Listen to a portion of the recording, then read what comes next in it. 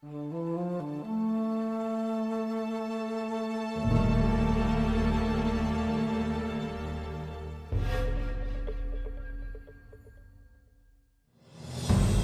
à toutes et à tous, c'est Chloé de PlayStation Inside et bienvenue dans Play Saga, la rubrique qui revient sur l'histoire des grandes franchises de PlayStation.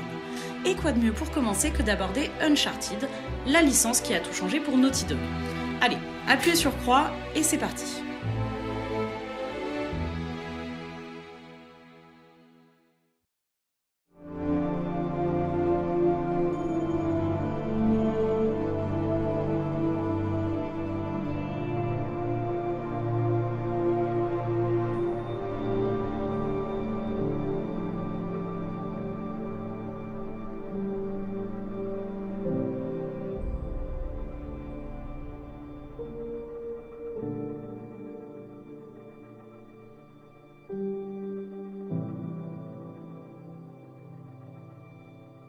It was Corey from the God of War team. I just met him over at the PlayStation Expo, and his quote was, "Simple stories, complex characters."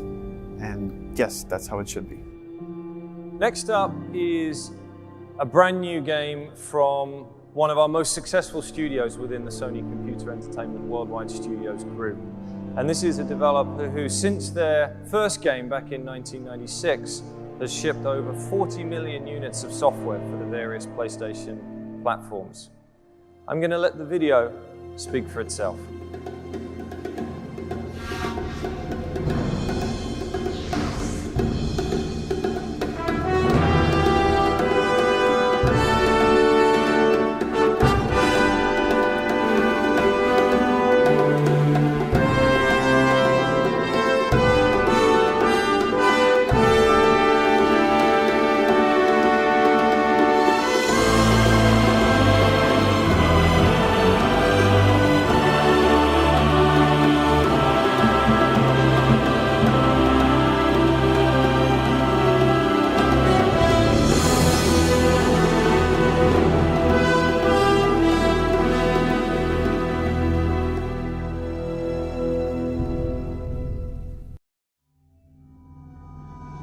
Nous sommes en 2005 et Naughty Dog est en pleine restructuration. En effet, le studio à l'origine des sagas à succès Crash Bandicoot et Jak and Daxter vient de perdre récemment ses deux pères fondateurs, Andy Gavin et Jason Rubin.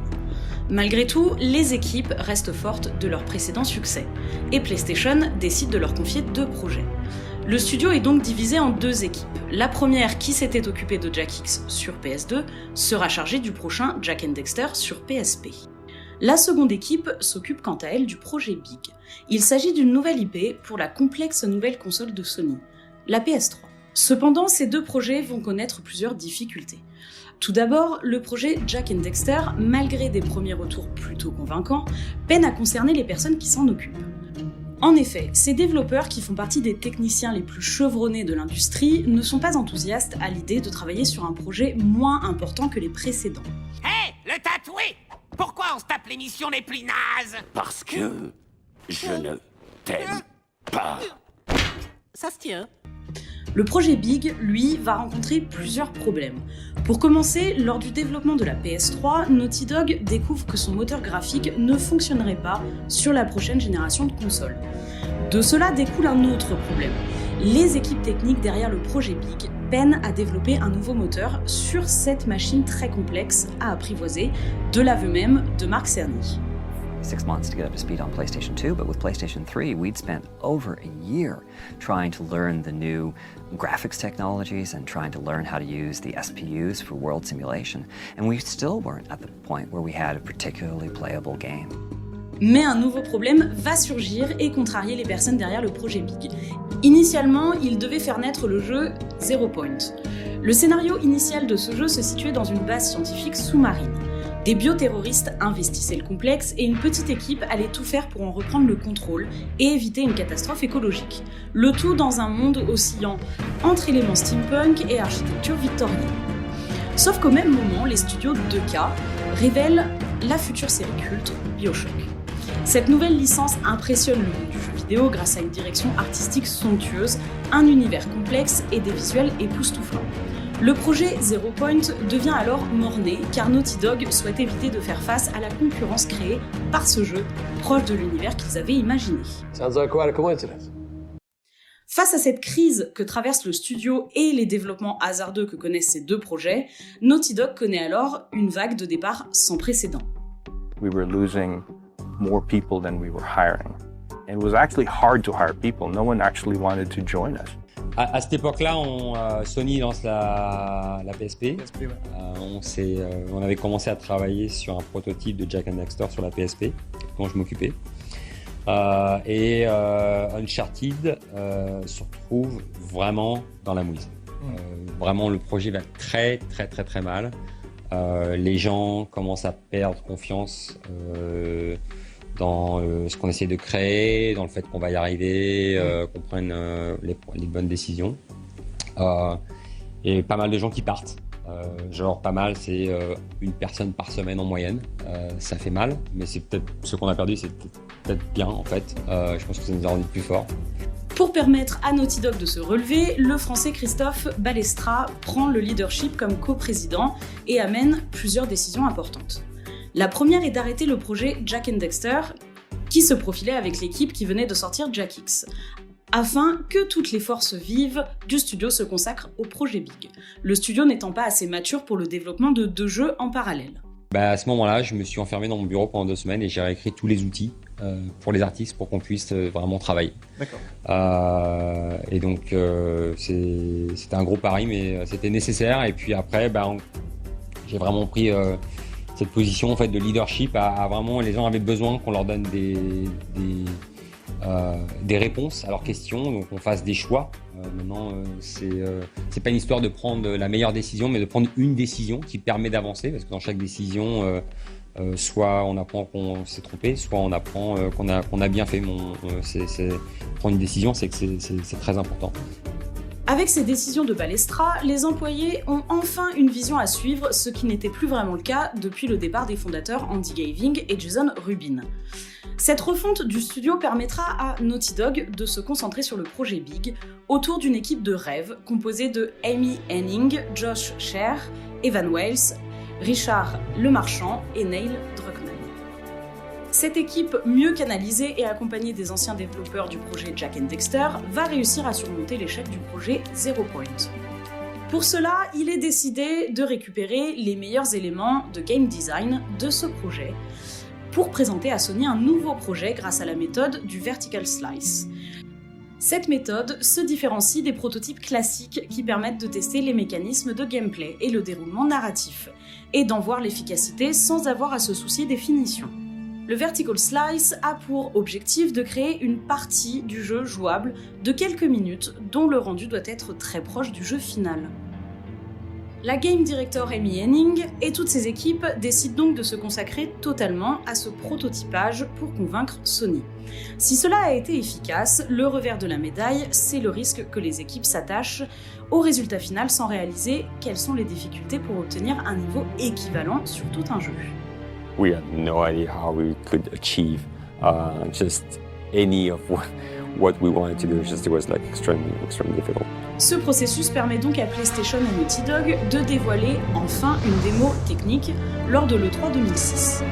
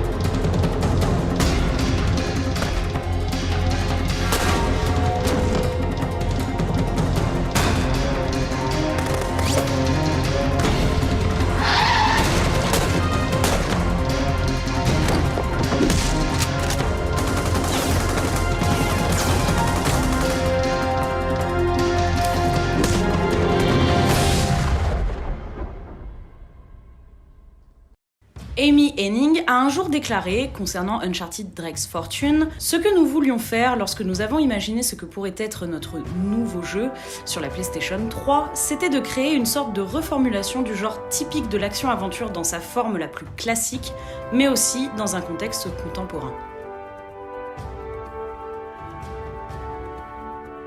C'est avec cette vision que l'équipe crée Nathan Drake, un personnage qui s'inspire notamment des personnages d'Indiana Jones et de John McClane, le héros du film Die Hard.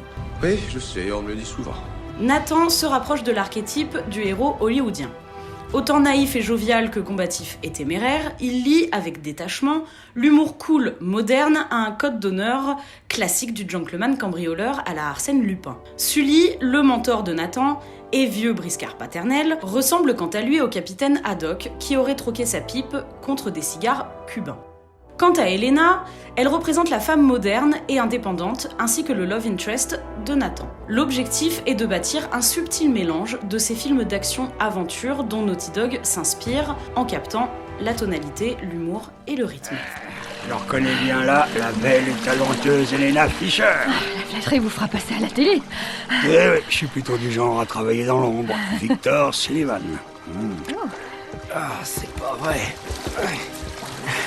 Je pense dès le départ, ça c'est vraiment l'apport d'Amy Hennig, qui dès le départ a fait un focus qui était un peu original dans l'histoire du jeu vidéo, à mon avis. C'est pas la première fois, mais en tout cas c'est là-dessus qu'elle s'est reposée. C'est-à-dire qu'elle a reposé beaucoup plus sa narration sur ses personnages plutôt que sur son univers. Aware that we're playing in a sandbox that's existed for a long time. We're huge fans of the pulp adventure genre. You going back to the 19th century all the way through to the present, and all the different forms, whether it's comics or books or movies, movie serials. But what we wanted to do is kind of honor all those tropes in a contemporary way with a contemporary hero. And so, hopefully we're also establishing new ground in the genre and not just playing in the sandbox, but building on it. Et Nathan Drake, dès le départ, il a été une somme en fait de clichés. Hein. Il est passé par plusieurs designs, etc. Je pense que dans le tout premier Uncharted en 2007, lorsqu'on l'a découvert, on le découvre en pleine action. Et le but, c'était là aussi qu'on se dise, ce mec, en fait, je le connais déjà, dès la première scène.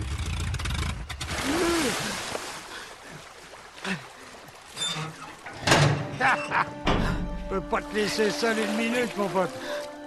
J'avais la situation en main avant qu'il fasse sauter le bateau. Quand on dit en 2007 à Christophe Balestra que Nathan Drake s'inspire d'Indiana Jones et de Lara Croft, sa réponse est plutôt nuancée. Je pense en effet que ce sont deux bonnes références. On peut évoquer ces deux héros quand on parle d'Uncharted, ça ne me dérange pas. Les Tomb Raider sont de bons jeux et les Indiana Jones sont de bons films, et non pas l'inverse, donc je ne vois pas de problème.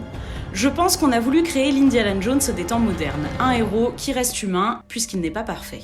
Je crois que c'est important pour nous de mettre en avant ses défauts.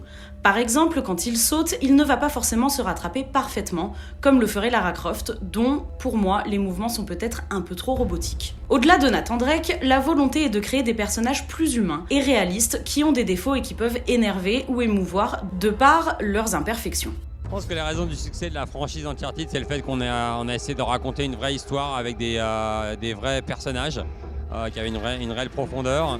Et c'était pas tout le monde à l'époque faisait des jeux avec des Space Marines, des gars qui étaient super bodybuildés avec des armures. Et on a voulu raconter quelque chose d'humain avec un héros qui est pas un super héros, qui est un gars ordinaire, qui a des défauts et qui est attachant.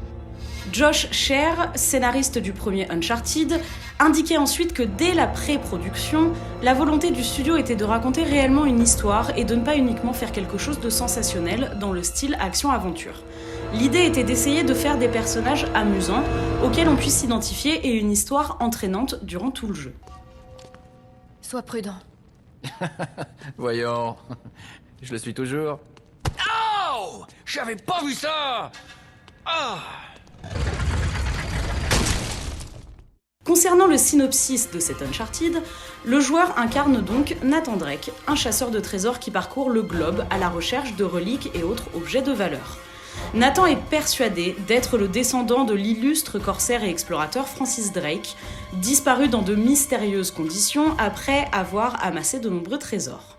Accompagné donc de son compère Victor Sullivan et d'une réalisatrice de documentaire Helena Fisher, le héros tente de dévoiler les secrets entourant le destin de son supposé ancêtre dans un périple qui le mènera en Amazonie, puis sur une toute petite île du Pacifique sur les traces d'Eldorado.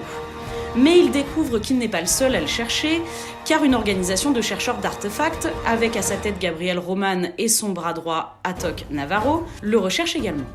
Nathan Drake découvre enfin qu'une malédiction plane sur le trésor perdu. L'or de l'Eldorado porte une terrible malédiction.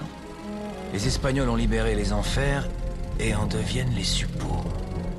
Au final, si l'écriture des 3 personnages principaux est une réelle réussite, celle des antagonistes du jeu laisse plus à désirer, car ils se rapprochent du cliché hollywoodien manichéen du méchant, et leur écriture manque cruellement de relief, même si ça ne nuit pas à l'appréciation de cette première aventure. Mais voilà un petit quelque chose contre l'amnésie. Allez, c'est bon, laisse-le en dehors de ça. Ah ouais, vous êtes pas plutôt du genre à couper un doigt ou un truc comme ça? Mais pour que les personnages puissent être mis en valeur, il leur faut un bel écrin, c'est-à-dire de beaux paysages pour servir une bonne histoire, ainsi qu'une musique marquante à la manière de celle d'Indiana Jones. Pour Uncharted, la recette de l'histoire est notamment de se baser sur des faits historiques réels, pour que les joueurs s'impliquent dans l'histoire et pour améliorer son réalisme. Henning décide ainsi d'utiliser dans Drake's Fortune le personnage de Sir Francis Drake, un corsaire, explorateur et homme politique anglais du XVIe siècle, étudié sur les bancs de l'école aux États-Unis. Le tout autour de l'un des mythes les plus connus du monde. L'utilisation de ces références populaires permet de renforcer l'implication des joueurs dans l'histoire. Alors qu'il naviguait dans le Pacifique, Drake prit la flotte espagnole par surprise. Il captura leurs navires, il prit leurs cartes, leurs lettres, leurs journaux, et il reporta tout ça dans ce journal. Mais, de retour en Angleterre, la reine Elisabeth confisqua tous ses écrits de voyage, y compris ce journal, et elle fit jurer à tout l'équipage de se taire. Oui, alors ça... Tu vois, Drake a découvert un truc lors de ce voyage, Sully. Quelque chose de si secret et de si important qu'il ne pouvait pas l'ébruiter. Ok, Nate, imagine que tout ce que tu me racontes ne m'intéresse pas et viens-en directement au fait, ok? Ah, c'est ce qui s'appelle aller droit au but. Tu dois avoir du succès avec les femmes. Disons qu'elles se plaignent pas. Ok, alors passons aux choses sérieuses. Regarde ça. Oh oh oh. Hein? Ce foutu Eldorado. La philosophie et la quintessence d'Uncharted ne se résument pas que dans son histoire, mais se ressentent aussi dans son game design. L'idée n'est pas de proposer un jeu qui se rapproche le plus de la réalité, mais une réalité stylisée, romancée, pour qu'elle soit la plus agréable possible pour le joueur. Cela se traduit par le choix d'Amy Henning de ne pas faire une forêt réaliste dans ce premier volet, mais plutôt une forêt plus lumineuse qui invite à l'exploration, contrairement au jeu 3D terne de cette époque. À noter aussi la réussite qu'est l'animation de l'eau, qui a retenu l'attention des programmeurs dans le premier Uncharted. Il a fallu passer plusieurs semaines pour mettre au point des routines informatiques permettant d'obtenir un rendu à l'élément liquide particulièrement probant et le plus naturel possible. C'est Christophe Balestra qui résumera le mieux l'état d'esprit de Naughty Dog pour Uncharted Drake's Fortune. En effet, si le studio veut rompre avec le côté cartoon de ses précédentes productions et profiter du CPU plus puissant de la PS3, en se rapprochant d'un ton plus naturaliste et mature, vouloir être trop réaliste aurait été une erreur. Quand on est trop vers le photoréalisme, on risque de s'exposer aux références du public, qui finalement ne verra que les défauts, et ça ne sera jamais parfait. Offrir notre vision sans chercher à tomber dans le réalisme pointilleux, ça nous a apporté une certaine liberté sans pour autant nous empêcher d'obtenir la plus belle image possible. T'entends ça ? Pour sa musique, la licence Uncharted a connu 4 compositeurs différents.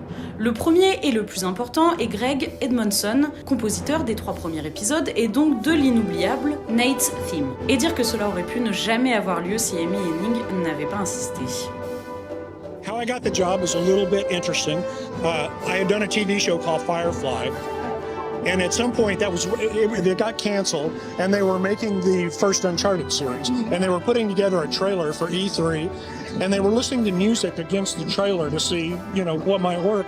And for some reason, one of the Firefly Qs spoke to them, and they called me and said, "Would you like to talk about doing this?" And actually, I said no. Because I didn't know, I said, listen, I really haven't done games, and you need someone who really knows what you need. So, and they said, well, take a look at it, take a shot at it. And I went down and I met with them, and I so liked them that at some point they talked me into it. And I look back now and I go, how lucky was that? Because I love working with them. They are so wonderful creatively and in every other way. I'm the luckiest guy in the world, and it's funny to think that I almost turned down something that is now such a big part of my life. La difficulté pour Greg Edmondson était de créer une bande originale sans beaucoup d'images du jeu, qui était encore largement en production. C'est de cette contrainte que lui est notamment venue l'idée d'utiliser les instruments typiques de chaque endroit visité pour les musiques, histoire de se faciliter la tâche. Mais avant d'approfondir ce point, revenons sur la création du thème principal d'Uncharted et de la vision qu'avait Greg Edmondson. Il explique qu'il a composé cette musique sans même savoir si elle serait dans le jeu. Pour lui, c'est un heureux accident que ce morceau ait été choisi pour le thème principal et qu'il soit rentré dans le cœur des gens. Comme quoi, à quoi se joue l'histoire? I wrote that about Nathan Drake. I like themes personally that are about the situation rather than just about characters per se. Right. Because if it's too much about the character, then every time the character comes on screen, if you start to hear that, it's like, oh God, I know what's coming now. Right. If you think of films like The Godfather, that theme, you could use it anywhere in the film, and it worked. Because it was just the theme for our situation, not the theme specifically for a character. So I just wrote that about Nathan Drake and this situation, but it was not meant to go there necessarily. Satisfait de son travail sur le premier volet, les équipes de Naughty Dog ont tout naturellement cherché à rempiler avec Edmondson sur Uncharted 2. Doté d'un plus gros budget, le compositeur a utilisé des instruments encore plus inédits pour ce nouveau jeu. I started off by having our percussion guys bring in more gear than I have ever seen in my whole life. And they brought in these giant taikos and everything else that you could possibly imagine. For 3 days, we recorded giant percussion stuff. Oh, that must have been so cathartic, too. It was so fun. Chris Bleth came in, who is world famous for playing all these woodwind instruments that one can only imagine. He brings in bags and bags and bags full of these and plays these wonderful melodies on these instruments that you never would have known about. And then one night we brought in Karen Han, who plays the erhu, which is a Chinese violin. Fascinating instrument, very primal, thousands and thousands of years old, has 2 strings. It's an unusual sound. And we'd written these melodies, and then, she takes them and brings them to life. And it was just a joy. If you bring them in and you say, show me what you can do with this, because ethnic instruments by their very nature are limited in their scope. You don't know what scale they can play. You don't know what they can do. So you learn and then you adapt. But when you're working with somebody of that caliber, they make your job easy.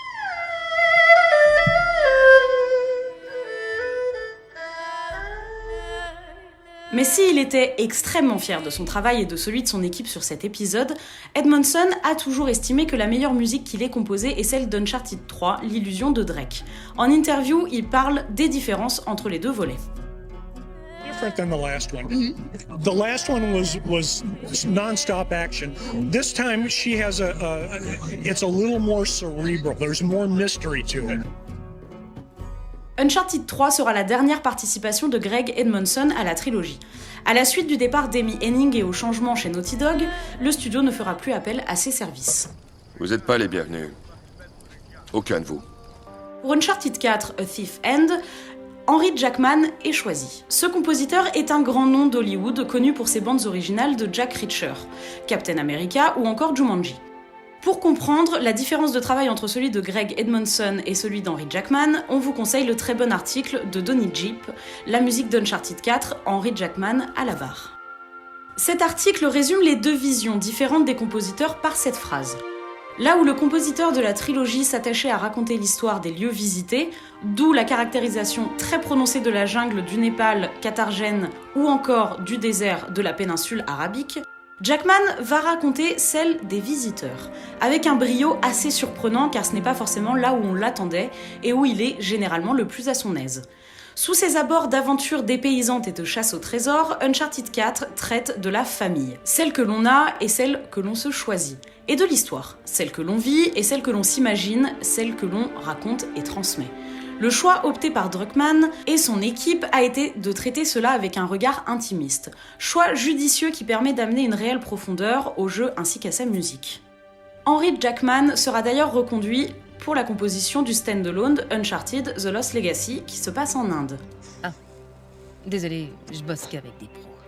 Pour le film Uncharted, enfin, Sony a décidé de tout chambouler en faisant appel à Ramin Djawadi, le compositeur multi-récompensé de Game of Thrones et Westworld. Sa bande originale tentera de donner une identité propre au film de Ruben Fleischer, tout en reprenant certains thèmes iconiques des jeux.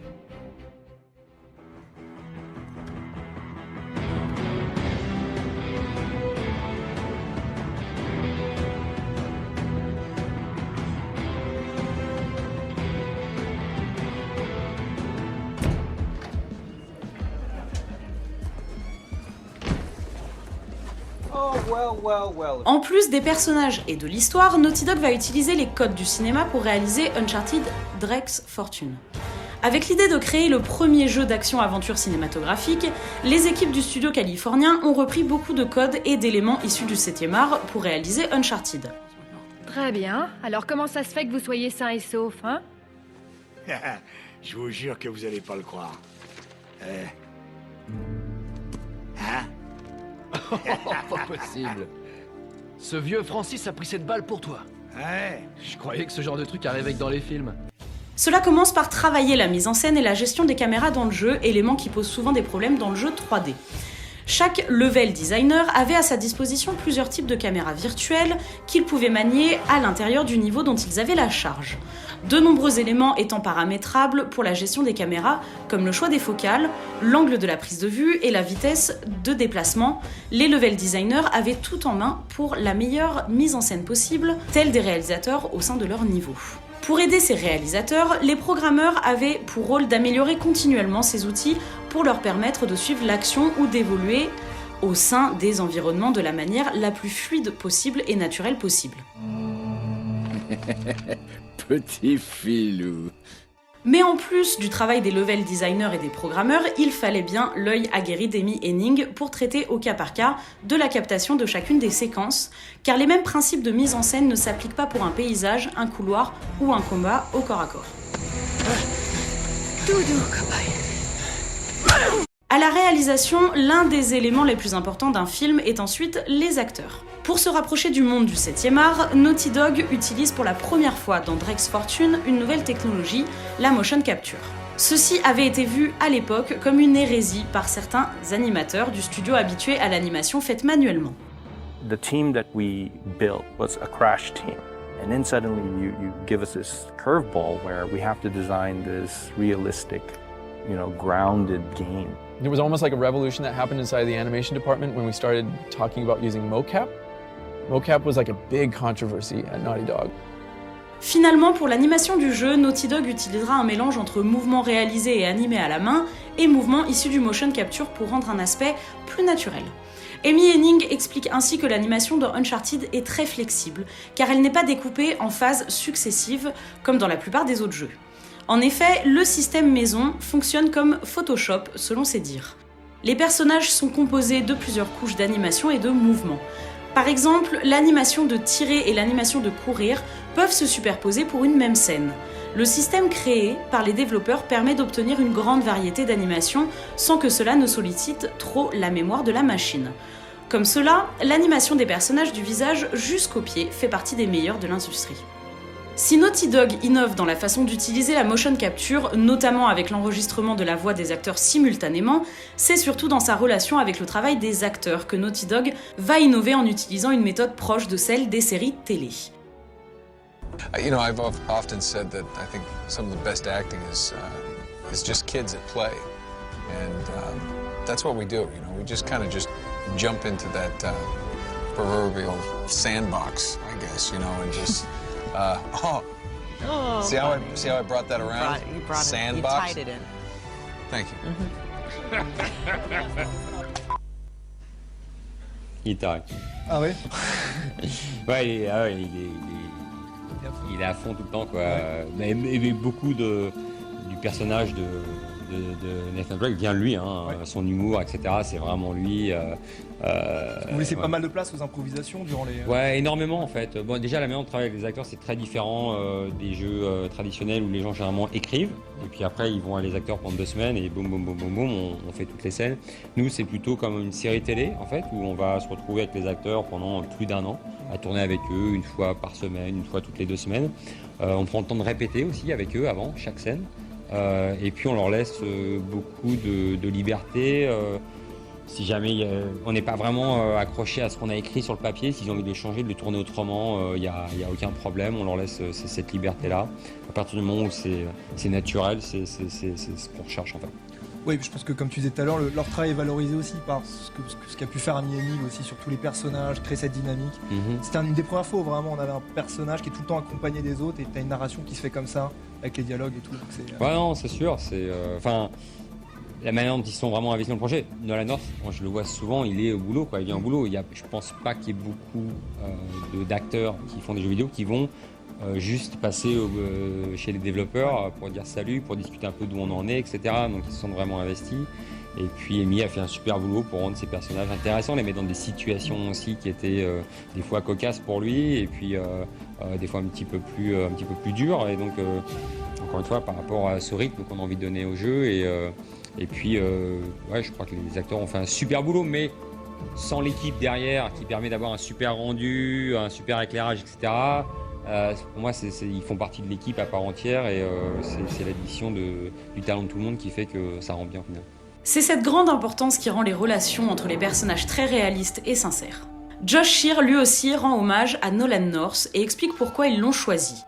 Nolan avait cette espèce de folie douce dans le ton de sa voix, et il était capable de redevenir instantanément sérieux lorsqu'il le fallait. Mais le plus important, comme nous l'avons rapidement découvert par la suite, c'est qu'il était hilarant. C'est quelqu'un de spécial ? Quoi ? Ah. Ouais, je crois qu'on peut dire ça. Ils vont garder ça comme mantra, hein, Naughty Dog. Les acteurs de mouvement étaient des acteurs de doublage, c'est-à-dire qu'ils faisaient leur doublage eux-mêmes sur le set en train de faire les mouvements. Et ça paraît rien comme ça, mais c'est super important parce que non seulement ça laisse le choix au metteur en scène, parce qu'il y a vraiment un metteur en scène dans le studio de mocap qui dirige les acteurs, et c'est-à-dire que les acteurs retransmettent une performance qui est tout autre. C'est-à-dire qu'à la fois ils font les mouvements, ils s'immergent dans les personnages, et ils jouent leur personnage, ils donnent leur voix au personnage. Je pense que ça, en termes d'acting et de résultats à l'écran, ça se voit directement. I had no idea what it was. I remember just going to the audition, I was just in one of those great moods, and here I am sliding over the thing and jumping, knocking over chairs, and I didn't care, I didn't know what it was. It's a TV show, I thought it was a voiceover job, I didn't really know, but I was just in a good mood. And then they hire me, I'm like, oh great, whatever. And then we get into it, and you realize what it is, and you start going.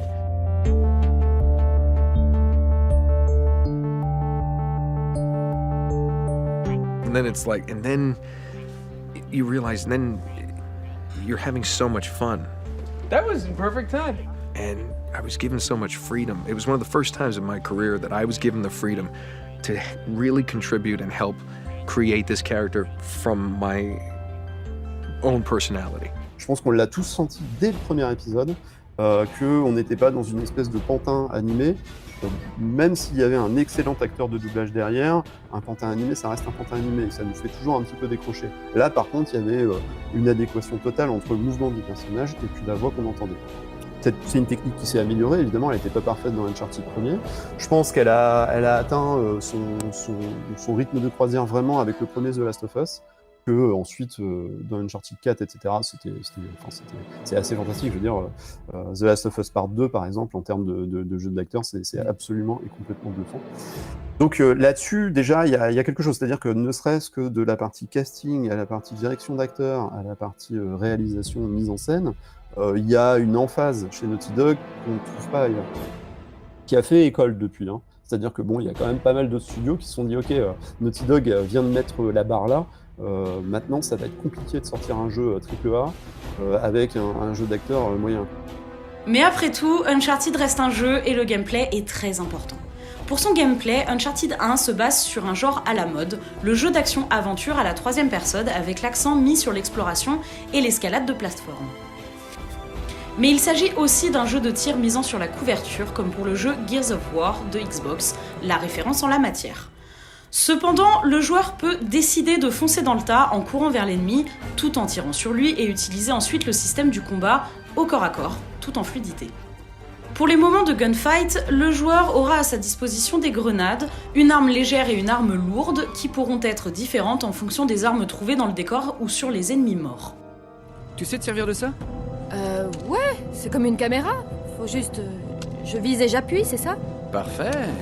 Le problème du gameplay d'Uncharted 1, ce sont les nombreux niveaux du jeu souvent trop linéaires et alternant trop schématiquement entre les phases d'exploration, narration et les phases de gunfight. Mais on peut quand même noter l'intégration par Naughty Dog de passages où le joueur doit garder l'équilibre sur certaines structures étroites à l'aide de la gyroscopie intégrée dans la manette 6-6, qui sert aussi pour lancer des grenades. Ces éléments de gameplay sont destinés à mettre en lumière les capacités de la nouvelle console de temps en temps. Pour les passages d'exploration, le studio a intégré aussi le journal de Sir Francis Drake pour obtenir des indices pour résoudre les énigmes. Le joueur devra aussi chercher de nombreux trésors cachés. En octobre 2007, le jeu est enfin gold après un développement compliqué de plus d'1 an. Le jeu sort le 5 décembre 2007 et l'équipe d'Amy Hennig se voit récompensée d'à 88 sur 100 sur le site Metacritic. Si la plupart des critiques indiquent que c'est un bon jeu mais non sans défaut, il souligne aussi que même s'il ne révolutionne pas le genre, son côté cinématographique, sa mise en scène et l'écriture de ses personnages, ainsi que les choix de couleurs et d'animation, permettent au jeu de trouver sa propre identité et d'installer des bases solides pour une éventuelle suite. Une fois qu'Uncharted premier du nom est sorti, les outils ils sont tous là. Et là on peut s'éclater. C'est-à-dire que Naughty Dog, ils ont les portes ouvertes pour laisser complètement exploser leur créativité. Uncharted 1, when it was a hard project because we had a lot of new IP, new team, new system, new engine, new everything. I would always say Uncharted 1 was like doing brain surgery with a chainsaw. In Uncharted 2, it's a totally different beast. We have precision instruments now. Généralement, à la fin d'un projet, à la sortie d'un jeu, il y a quand même beaucoup de monde qui se barre. Ça, c'est un phénomène naturel. Vu de l'extérieur, on pourrait se dire ils se sont barrés parce qu'ils en avaient marre. Non, c'est comme ça que ça fonctionne en fait. Et entre Uncharted 1 et Uncharted 2, finalement, il y a eu très peu de déperditions. Déjà, ils ont enchaîné les deux jeux assez rapidement. Et puis, il y a eu peu de déperditions, ce qui a permis de conserver tout ce niveau de technicité et toute cette expérience acquise. Et tout simplement, voilà. C'est-à-dire que quand on n'a plus 2 ans à passer et à se tuer à la tâche pour faire fonctionner un moteur fluide et efficace sur une nouvelle machine, c'est autant de temps gagné pour la partie créative. Usually, when you finish a game, the only thing people want just do is just go on vacation. And it was just so different this time around, because we knew the potential, we knew tech-wise, we could do so much more. Fin 2007, Naughty Dog, fort de la bonne réception d'Uncharted malgré des ventes en deçà des espoirs de Sony, décide de travailler sur le prochain volet avec leitmotiv Bigger, Better and Louder. On PlayStation 3, for our first game, we were using probably only 30% of the power of the cell, and this time we're getting close to 100% of using all the power of the PS3, and how can we use it just to make the game look just beautiful and have better gameplay and just more everything over the top and all that stuff. Ce sera donc Uncharted 2, Among Thieves. Peut-être le plus beau jeu de la saga et le titre le plus marquant de la PS3. Le plan est de rehausser à la fois le caractère spectaculaire de l'aventure et le rythme de la narration.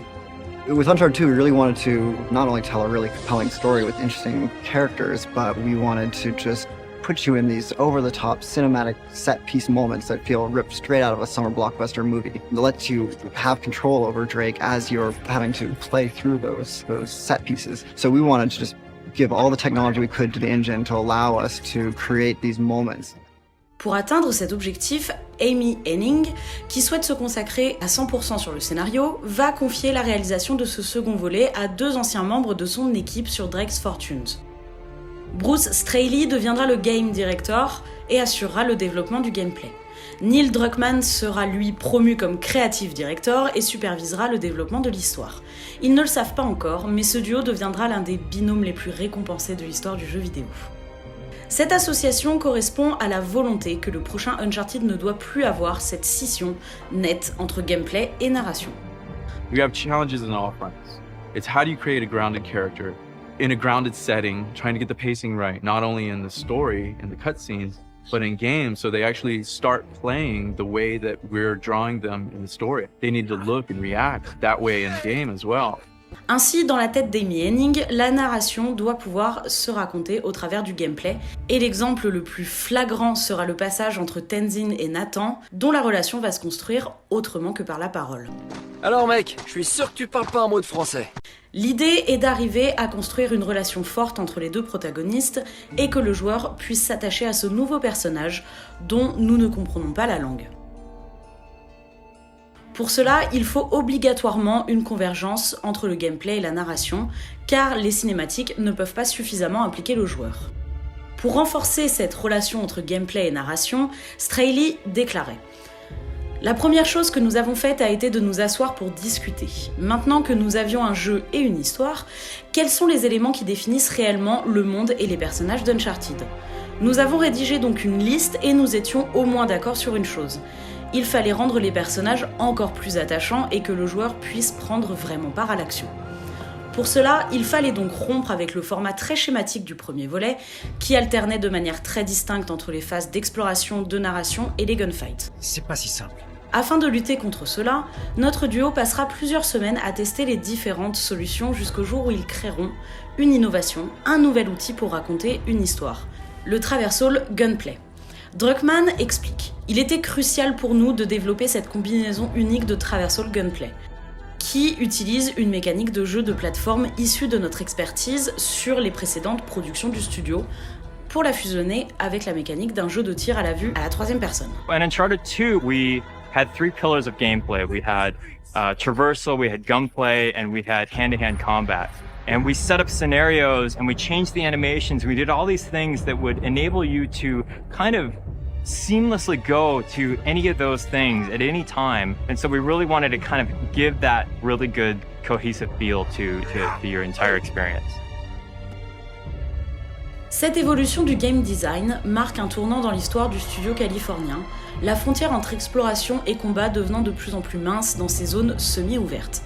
Le joueur peut, grâce à cette innovation, explorer, escalader et analyser le niveau pour réussir à vaincre les ennemis, ce qui va permettre d'intégrer l'infiltration dans le gameplay de la saga. Uncharted 2, on sent bien que c'est surtout sur la partie, notamment l'écriture, mais surtout sur la partie mise en scène, où il y a un gap colossal entre le premier et le deuxième. D'ailleurs, c'est plutôt le deuxième qui va donner cette tonalité qu'on va retrouver après dans tous les autres épisodes de la série. Plutôt que le premier, qui était effectivement beaucoup plus classique, linéaire, beaucoup plus arène de combat, ennemis, vague d'ennemis, etc., petite énigme, etc. Dans le deuxième, prenez la scène du village au Tibet quand elle est assaillie par le tank, c'est un truc en termes de mise en scène qui est complètement prodigieux. Pour l'époque, c'était complètement prodigieux. Cependant, pour que le rythme ne pâtisse pas et que les joueurs ne restent pas éternellement dans une zone, Naughty Dog crée un système de paliers. Les paliers doux sont utilisés par exemple lorsque Drake escalade un passage pour passer d'une scène à l'autre, et des paliers durs comme l'ouverture d'une porte, la résolution d'une énigme ou une explosion pour forcer les joueurs à transiter d'un point A à un point B. Le Traversal Gunplay ouvre de nouveaux horizons aux game designers qui peuvent introduire les ennemis d'une nouvelle façon. De ce fait, le joueur n'est plus sûr de rien et ainsi il peut être surpris pendant une phase d'escalade ou d'exploration par un ennemi ou autre. Je suis là, Drake. Donne-moi la main. Vas-y. Je suis derrière toi. Go.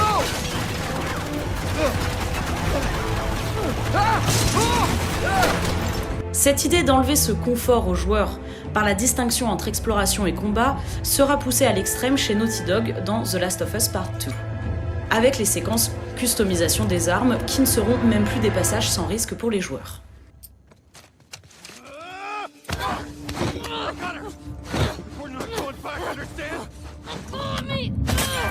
Uncharted, c'est ça aussi qui rend intéressant la série, c'est-à-dire qu'on a toujours tendance à la catégoriser comme quelque chose de très linéaire. Bon voilà, Uncharted c'est un couloir dans lequel il n'y a que des vagues d'ennemis, et puis finalement on est entre le film interactif et le jeu vidéo.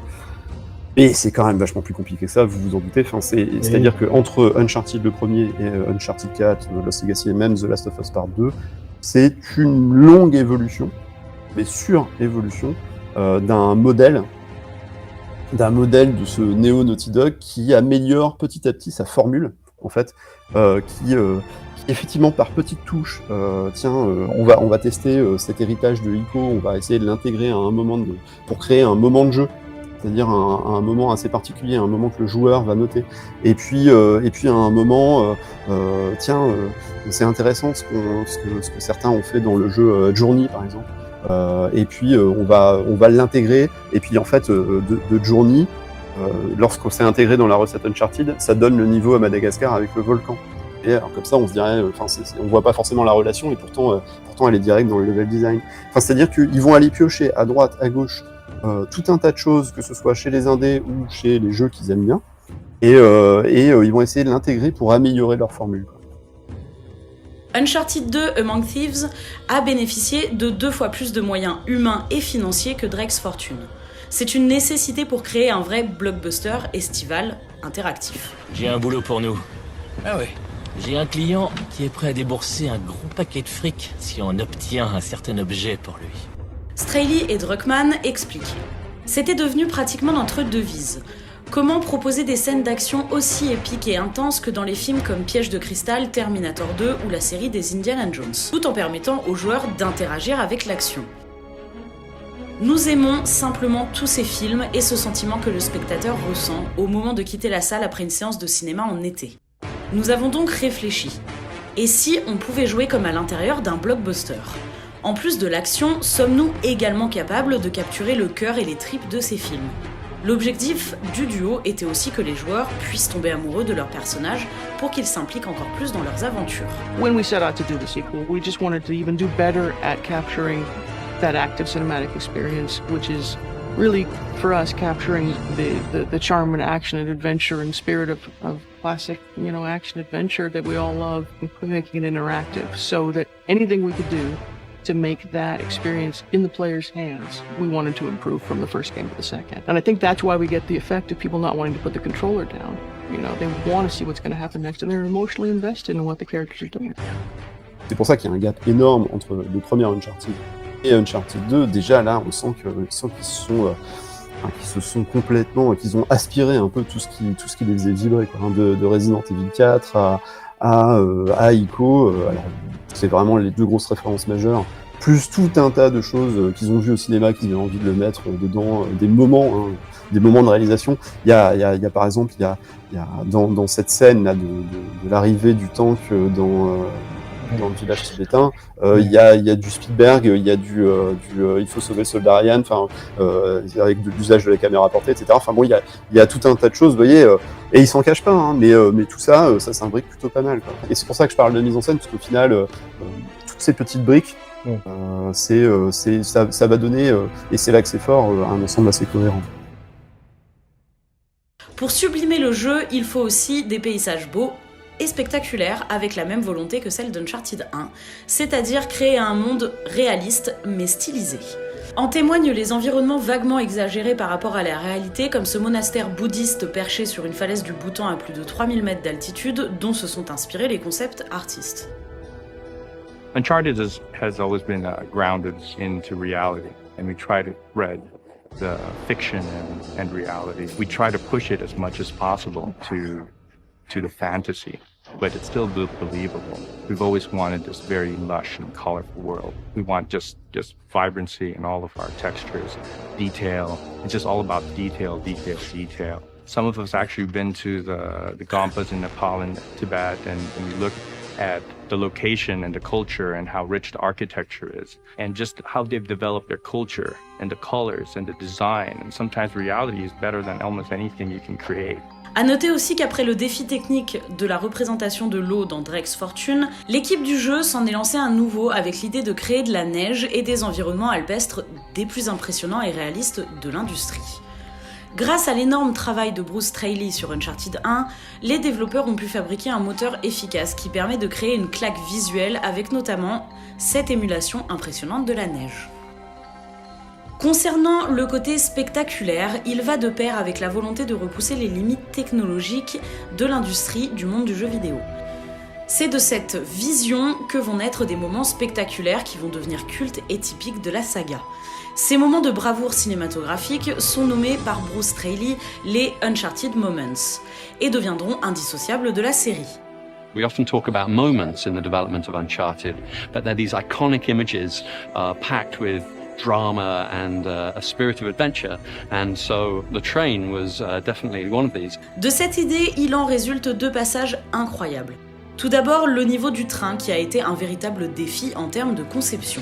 Je crois que l'un des plus hallucinants défis techniques, même peut-être de tout Naughty Dog, c'était la scène du train. Ouais. Donc j'aimerais bien qu'on en parle un peu parce qu'il y a des anecdotes assez incroyables. En faisant une petite recherche, j'ai quand même découvert que dans la scène du train que vous connaissez tous, j'imagine, il y a 55 wagons. Mhm. Donc ça fait 1 km de wagons, c'est pas du tout réaliste ton histoire. Si, non, on est assez fou pour faire ça. Il y a même les décors qui défilent en fait. C'est en fait vous tournez dans une loupe en fait, sans chier. Et après, une fois que vous avez fait ce qu'il faut, la loupe se casse et on avance et on se retrouve dans une autre loupe, etc. Mais les gens peuvent absolument pas le voir en fait. C'est purement de l'illusion. Et c'est un des premiers niveaux sur lequel on a commencé à travailler et c'est un des derniers qu'on a fini parce que c'était techniquement un gros challenge au niveau du rendu. Il y avait aussi du motion blur sur les côtés qu'on n'avait pas avant. Donc plein de choses pour vraiment rendre cet effet de vitesse, etc. Pour faire en sorte que aussi les ennemis puissent se déplacer, sauter d'un wagon à l'autre, etc. C'était excessivement difficile parce qu'il n'y avait rien de prévu pour ça. Et donc, mais le résultat reste quelque chose de mémorable, je pense, comme la séquence de l'immeuble.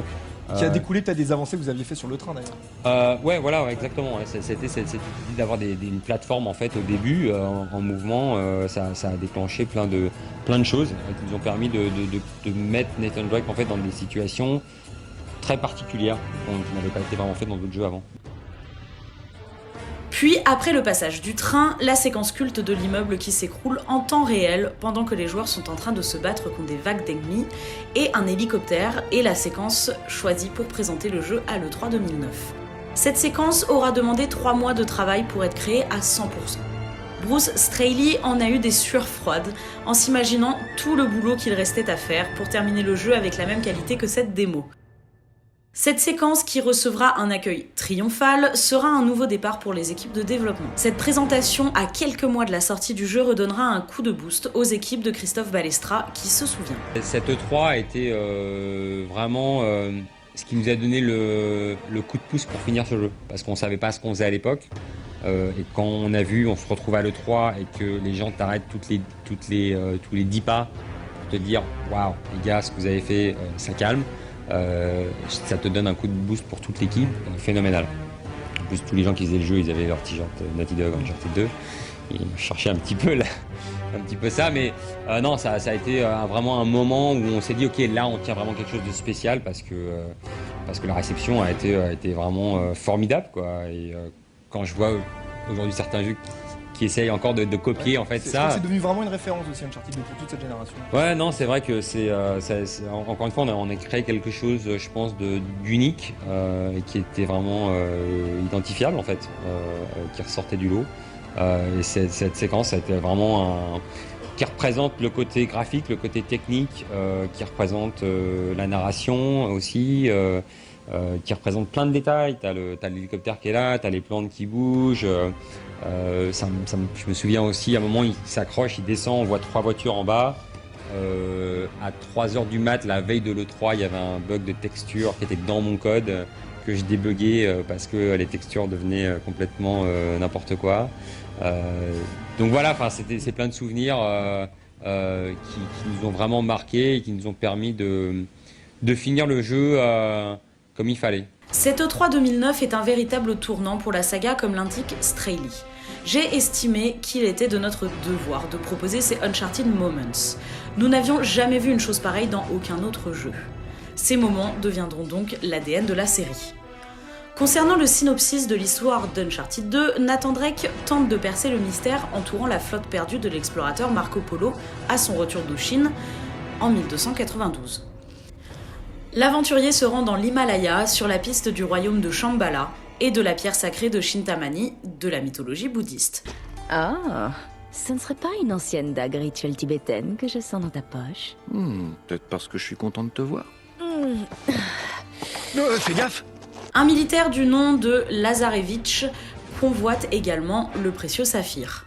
Dans ses aventures mouvementées à travers l'Asie, Nathan est accompagné par Victor Sullivan et Helena Fisher, complices de ses précédentes péripéties dans le Pacifique, et par Chloé Fraser, une archéologue indo-britannique qui n'a pas froid aux yeux. Au programme, Amy Hennig et Neil Druckmann nous offrent une chasse au trésor mortel, un triangle amoureux et une vague de trahison. Pardon, mais y aurait pas un petit passif, là? Oh, Helena Fisher. Le modèle de l'an dernier. C'est mignon. True character is defined by the choices a human being makes under pressure. So that's what we try to do with Nate, is throw something at him that just pushes him enough, right, up against the wall that forces him to kind of be cunning and skillful, and then thus become the hero in the story. And that becomes sort of the core of the story, is seeing, when people are put in a crisis, their real character comes out. And then how the people he surrounds himself with, his friends and his colleagues, react to the same crises, and what that says about his character. We've got Sullivan and Elena, and a new character, Flynn, who's a longtime partner and associate of his, and Chloe Fraser, who's his sort of new romantic interest. Concernant ce qui est ajouté au gameplay par rapport à Drake's Fortune, le jeu comprend quelques nouvelles armes comme un fusil à rafale équipé d'un viseur à point rouge, un fusil de chasse portable à canoncier, appelé le pistolet, et un énorme minigun portable qui pouvait être acquis après avoir vaincu de puissants ennemis mastodontes. D'autres nouvelles fonctionnalités incluent des boucliers anti-émeutes que les ennemis et les joueurs peuvent utiliser pour bloquer les tirs entrants, de nouveaux éléments d'action furtifs comme des éliminations silencieuses, et un système de combat au corps à corps retravaillé permettant des combats de points encore plus cinématographiques qu'avant, mais aussi des ennemis mieux armés, avec notamment des hélicoptères de combat. L'une des grandes avancées du gameplay est donc le Traversal Gunplay, qui permet l'arrivée de l'infiltration et un gameplay amélioré et plus varié que Drake's Fortune. With the Uncharted franchise, we really are bringing a unique set of gameplay mechanics that no other game is providing. We're a third-person cover-based shooter, but we also have a hugely expansive traversal moveset. So we've got characteristics of a platform game, and then we've got great hand-to-hand melee combat, so it's all seamlessly fluid, and Drake just really feels like a fully realized human being, and anything that you think you could do, Drake can do. Finalement, Uncharted 2 Among Thieves passera Gold le 14 septembre 2009, soit un mois avant sa sortie. Ce second volet sortira sans retard, malgré la politique d'ultra-perfectionnisme du studio qui peut souvent engendrer des changements de dernière minute. De plus, s'ajoute à cette volonté de perfectionnisme la composante multijoueur du titre, qui est une nouveauté intégrée au dernier moment sur demande et express de Sony. Accompagnée d'une aura de blockbuster révolutionnaire suite à des previews plus que positives, Among Thieves débarque au mois d'octobre 2009 et devient un véritable best-seller. Il se vendra à près de 3 millions d'exemplaires en à peine 3 mois.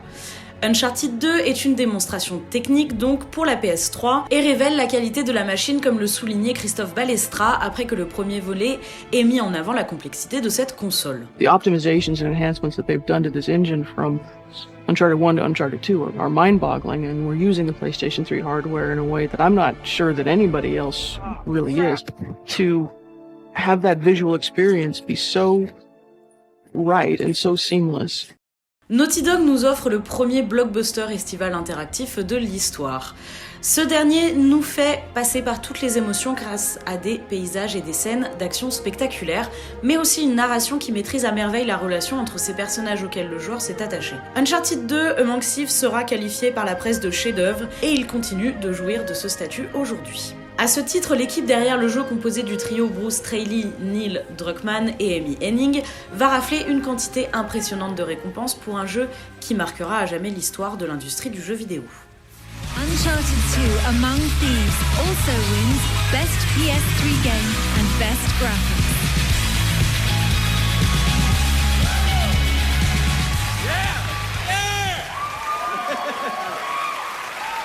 This This is incredible. Thank you so much to everyone for all of your support. I can't tell you how much it means to all of us. This has been a labor of love for all of us at Naughty Dog from the beginning, and all of us at Sony, and all of us in our wonderful cast. I have to say thank you to Nolan. Thank you to the disembodied voice of Claudia Black, who's been hosting us all evening. And thank you especially to all of our remarkable teammates back at Naughty Dog, without whom none of this would be possible. Après l'énorme succès du chef-d'œuvre d'Uncharted 2, Among Thieves, il a été difficile pour les équipes de Naughty Dog de passer à autre chose, de l'aveu même de Christophe Balestra. Cependant, un an après le lancement de la production d'Uncharted 3, l'illusion de Drake, le studio californien officialise le nouvel épisode de la saga le 9 décembre 2010, soit 2 jours avant la diffusion en grande pompe du premier trailer aux Video Games Awards. All men dream, but not equally.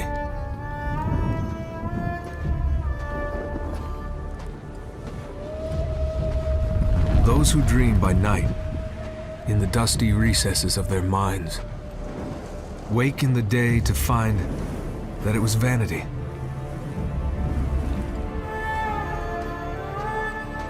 But the dreamers of the day are dangerous men. For they may act their dream with open eyes to make it possible.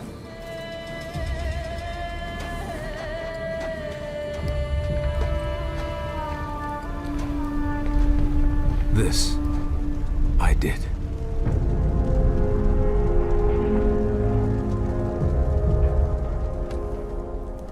Uh-huh. Well, that's all real pretty, but what the hell's it mean in English? It means be careful what you wish for. It might just get you. Perfect. Here we go.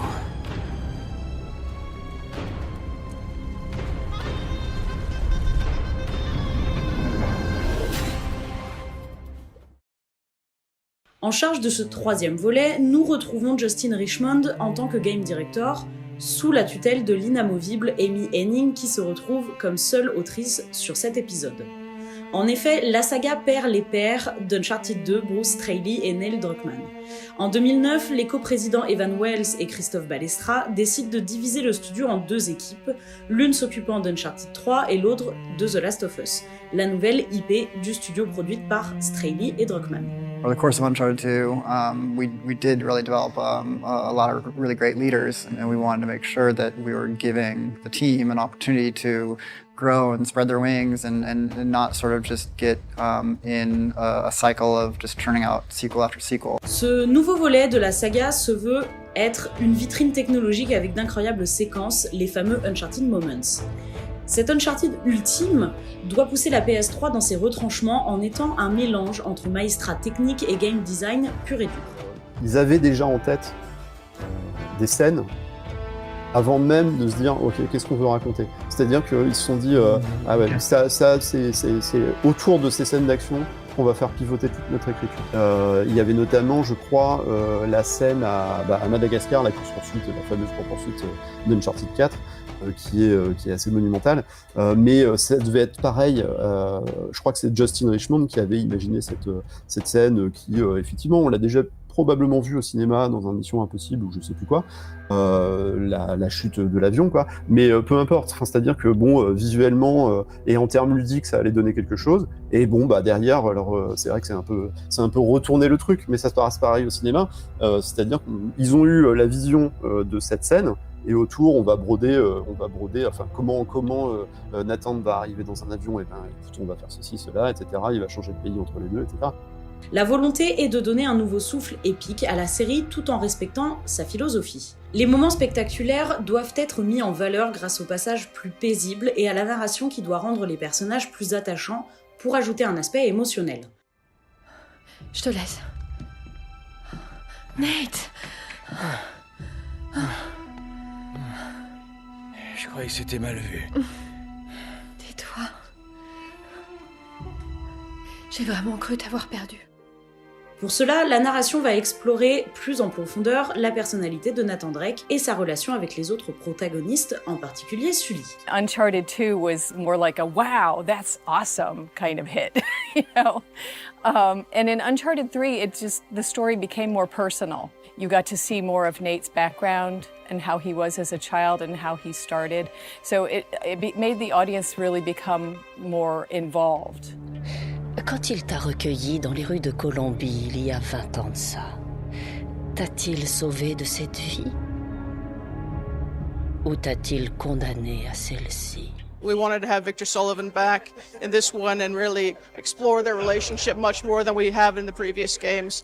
And, you know, I think a lot of people felt like that we was underused in Uncharted 2, and we felt the same way. And so we really, in this one, really want to explore this sort of, this bromance, you know, this buddy picture aspect of their relationship and dig in a little bit more to kind of the nature of this partnership that they've got, because he's kind of like, you know, Drake's father figure, but also his sort of mentor, but he's sort of a lousy father figure if you think about it, because he's kind of a corrupting influence as well, and it's actually a really fun thing to explore, and I think people want to know more about that. La plus grande difficulté était de donner sa propre identité à ce volet, en donnant un rythme différent, avec une narration plus intimiste et des paysages inédits et spectaculaires qui suivent les traces de Laurence d'Arabie. C'est là que T.E. Lawrence entre en jeu. Avant que Lawrence devienne Laurence d'Arabie, super film, il était archéologue. La volonté n'est plus maintenant de s'inspirer de ce qui se fait de mieux, mais de faire quelque chose d'original pour pousser encore plus loin le statut de référence du jeu d'action-aventure dont jouit la saga. Au niveau de l'histoire, ce qui est assez dur en fait, c'est essayer de pas non plus se répéter, essayer d'apporter quelque chose de nouveau et donc voilà, parce que c'est le troisième, on a énormément, pas de pression, mais cette attente en fait des gens.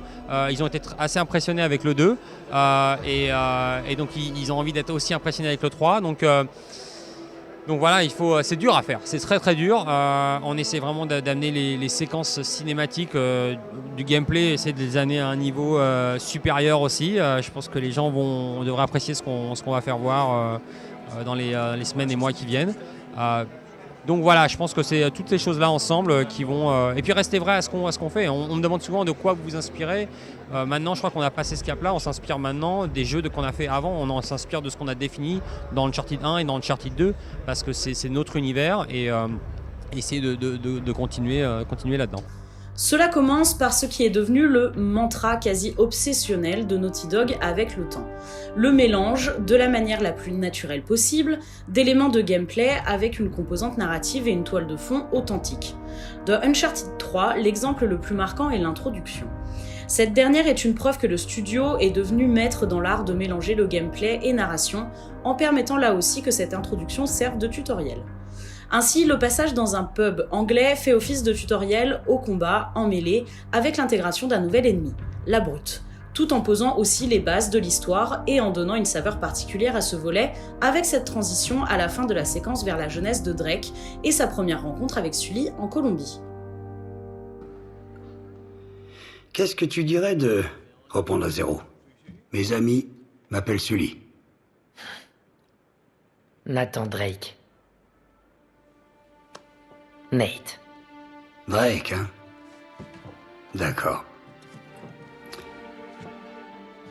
Je nous prédis un brillant avenir, mon ami. Très brillant.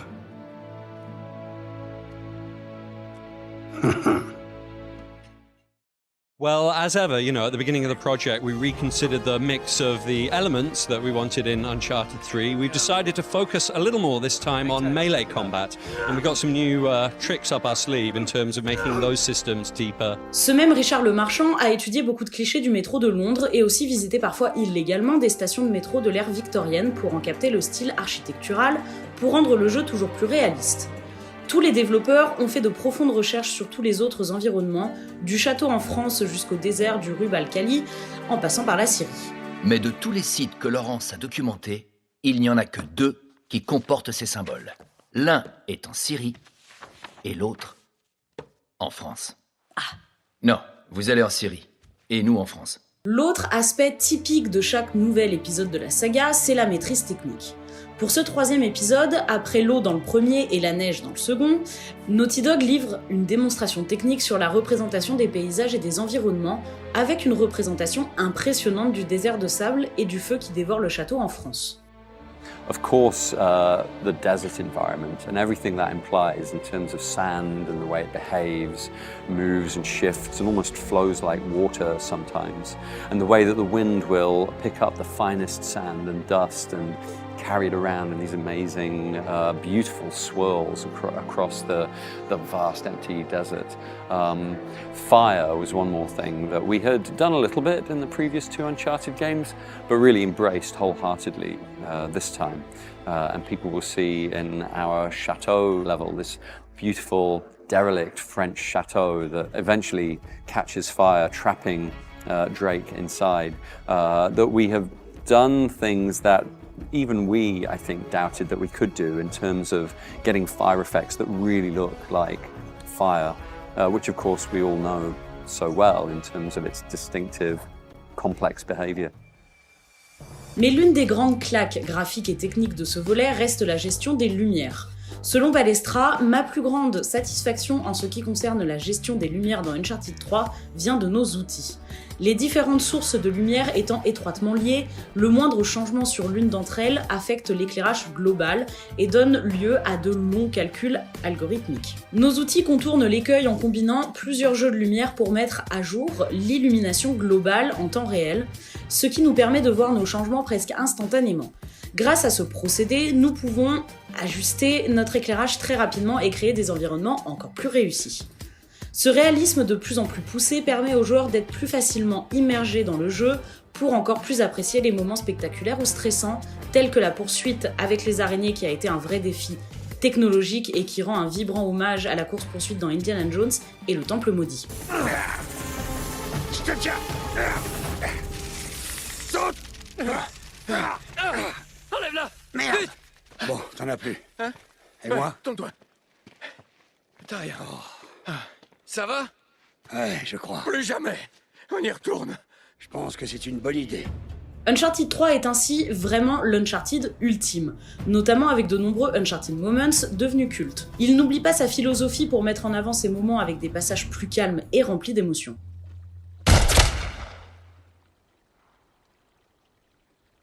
Quoi? Non.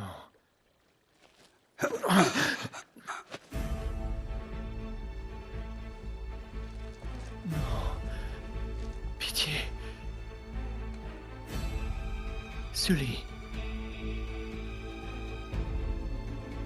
Le jeu est une ode à ces moments spectaculaires et repousse les limites graphiques et techniques en poussant les équipes dans leur retranchement.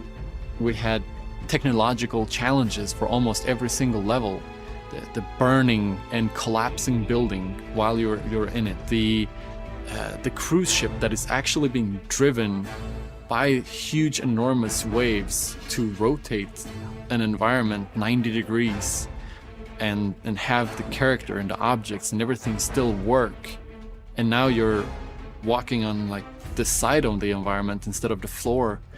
It's not something that's trivially accomplished. Well, the cruise ship is one of the most technologically advanced levels I've ever worked on, and certainly I think any other company's worked on. Like the cruise ship's being driven by a real-time wave ocean simulation that drives the animation of the ship, so it never cycles the same way twice. It feels different every time you play it. Si la poursuite avec les araignées est un moment fort tant il est aussi impressionnant qu'oppressant, il faut reconnaître d'autres grands moments. La chevauchée dans le désert, le paquebot qui est en train de couler pendant que vous êtes dedans, ou encore la scène de l'avion qui est sûrement l'Uncharted moment le plus impressionnant de la saga.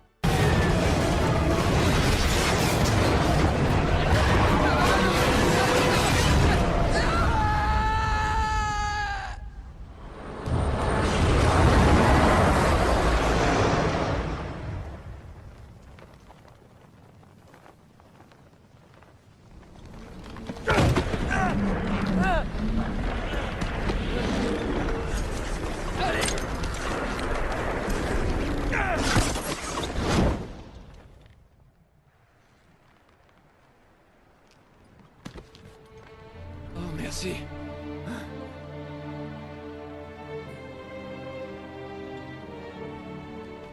Il faut se rendre compte que ces passages sont des défis techniques incroyables et que cela a été extrêmement difficile à mettre en place pour les équipes. Nous vous conseillons le livre Uncharted Journal d'un explorateur de Nicolas Denéchaud et Bruno Provezza, qui est une véritable bible de la série et nous a aidé à trouver moult informations pour cette vidéo. Il s'agit du meilleur outil pour connaître les coulisses de la création de ces moments cinématographiques à couper le souffle. Maintenant, penchons-nous plus précisément sur l'histoire. Uncharted 3 commence 2 ans après Among Thieves, avec Drake et Sully sur les traces de Lawrence d'Arabie. Ils seront accompagnés de Chloé Fraser et du nouveau venu de la série, Charlie Cutter. Ils feront face à Catherine Marlowe, chef d'une organisation fantôme qui influence secrètement la politique étrangère britannique depuis des siècles. And that would be more interesting to have a antagonist who was more cerebral and therefore challenged Drake in different ways. You get off on all this, don't you? Cheating death. It's a very different character to try to write. It's actually a much harder character to try to write, and then it was a much harder character to cast. And thank God we found Rosalind Ayers because she brought something really unusual, I think, to the character. I'm sorry, Nathan. It seems you've been removed from the equation. She gets into your head, and she wants to know what makes you tick, and she wants to know what you're afraid of, and she'll find out. But she's also, like, sweet, and it's very unnerving in a good way. That's I think what makes her a good villain is that she's prim and proper and wicked. Oui, c'est regrettable, mais... Pas regrettable, stupide. De prime abord, le scénario semble classique et ressemble à une chasse au trésor à travers le monde comme les précédents volets. Mais l'illusion de Drake a une forte identité par son côté très intime sur l'histoire de Nate, son passé et ses motivations qui sont constamment questionnées par rapport aux risques pris par ses amis. Voici une déclaration d'Amy Henning qui nous en raconte plus sur le contexte de l'histoire et le message qu'elle a voulu transmettre. We always start our games with some sort of a historical mystery as a catalyst, and in this one, we wanted to get into Drake's backstory a little bit more, what makes him tick, and so that involves digging a little back into the whole, his relationship to his ancestor, supposed ancestor, Sir Francis Drake. Exploring that and the search for a potential lost treasure hoard from the 16th century actually puts us on the trail of T.E. Lawrence of Arabia, in an unexpected way, and we realized that actually our adversaries are not looking for some sort of small treasure hoard. They're actually looking for this lost city in the Arabian desert. Oh God! Whenever we subtitle the Uncharted games, we try to think of something that's got layers of meaning, because we want people to be able to, especially in hindsight after playing the game, to think about, oh, it's got all these potential double and quadruple entendres, right? And so with Drake's deception, the idea is, well, there's two Drakes. There's Francis Drake and there's Nathan Drake. And with the word deception, it has multiple meanings. That deception can mean being deceived. It can be being the deceiver, and it can actually mean even an artifice of deception that you run into. And so all those multiple meanings will all come into play in our story. De plus, la particularité d'Uncharted 3 est le traitement réservé à l'illusion. Ce traitement fait perdre la tête à Drake et au joueur qui ne sait plus faire la distinction avec la réalité. Ce thème de l'illusion est traité par ce passage dans le désert et par la nature même des antagonistes qui tentent de manipuler Drake par sa psychologie en utilisant des drogues pour retourner les personnages les uns contre les autres. Puis, concernant les autres nouveautés et améliorations sur PlayStation 3, plusieurs sont marquantes. Voici ce qu'avait à en dire Christophe Balestra. Il y a quelque chose qu'on voulait changer en allant du 2 vers le 3, c'était déjà la difficulté au niveau des puzzles. Parce que c'est vrai que c'était un petit peu trop facile dans le 2, donc on a vraiment changé ça pour être sûr que le niveau de difficulté était plus élevé. Et puis après, c'était aussi tous les détails qu'on n'avait pas eu le temps de pouvoir rajouter sur le deuxième, quand Nathan Drake se balade et qu'il va près d'un mur, il va poser la main contre le mur, etc. Dans Uncharted 3, il y a quand même... le problème en fait d'Uncharted 3, c'est qu'effectivement, il s'est retrouvé collé avec une étiquette d'être une repompe du 2 dans un autre setting, enfin cette fois-ci on est dans le désert, etc.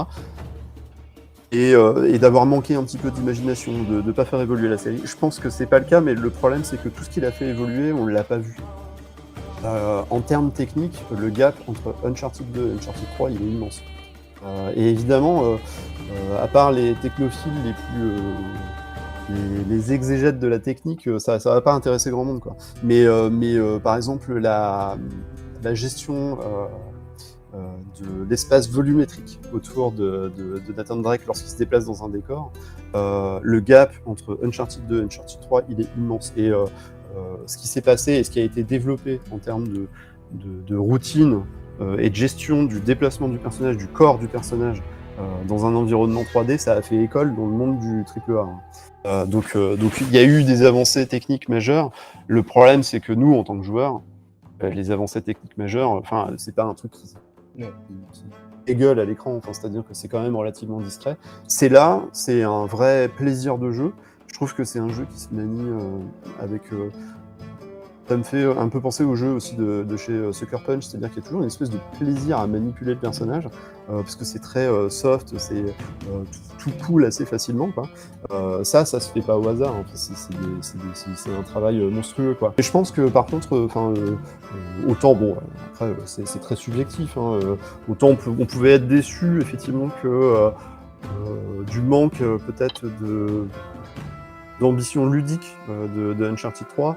Autant, c'est pas forcément le plus intéressant, mais ce que ça a amené techniquement au studio était très important dans l'évolution de cette formule et dans l'évolution du studio en lui-même. Enfin, l'autre grand fait majeur est l'attention portée sur le multijoueur, qui a connu un succès à la hauteur de l'investissement des équipes de Naughty Dog, qui ont voulu faire du multi une expérience à même de rivaliser avec la référence en la matière à l'époque, le multijoueur de Red Dead Redemption. One of the big goals was to sort of make sure that we did what we wanted to do, like, you know, come out of the gate swinging and say, yeah, we made multiplayer last time and it was pretty awesome, but we're going to make it even more awesome this time. And so really capturing that cinematic action-adventure multiplayer feel inside cinematic action-adventure feel of the single player inside the multiplayer. So that became the most important thing, sort of making these epic events work, make it feel like you were sort of playing the Uncharted experience in multiplayer even more than you were last game. Uncharted 3, l'illusion de Drake sort le 2 novembre 2011 en France, avec pour la première fois la compatibilité avec la 3D stéréoscopique. Cet épisode est un carton en termes de vente, avec à l'échelle mondiale à 3,8 millions de copies vendues sur la seule journée de lancement. En mars 2015, il s'était vendu à plus de 6 millions d'exemplaires. Par ses graphismes, son gameplay amélioré et ses innovations, le jeu a reçu des critiques extrêmement positives, beaucoup affirmant même qu'il surpassait le titre précédent en termes de qualité et avec des moments cinématographiques incroyables qui font partie des scènes les plus marquantes de l'histoire du jeu vidéo. Ce numéro s'impose comme une référence en la matière au moment de sa sortie et vient conforter Naughty Dog dans son statut de pilier de l'industrie.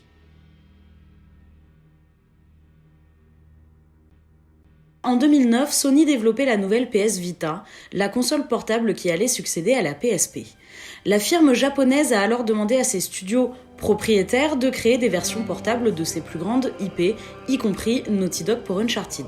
You know, because I was involved in the very first meeting where the heads of Sony got together and said, okay, thinking about doing a PSP sequel, what would it be? And it's like they asked people that were making the games to sort of, give their input on what this thing could be. And so we were excited about it from day one. Mais le studio ne pouvait pas développer l'épisode Uncharted Golden Abyss car il était déjà occupé par les projets Uncharted 3 et The Last of Us. Faut qu'on trouve un moyen d'entrer, sans encombre. Je pense savoir qui appeler. À l'image de ce qui était arrivé pour Crash Bandicoot et Jak and Daxter, Naughty Dog décide alors d'opter pour la sous-traitance en confiant le futur titre phare de la PS Vita à Ben Studio, les auteurs de Resistance sur PSP et de Days Gone sur PS4.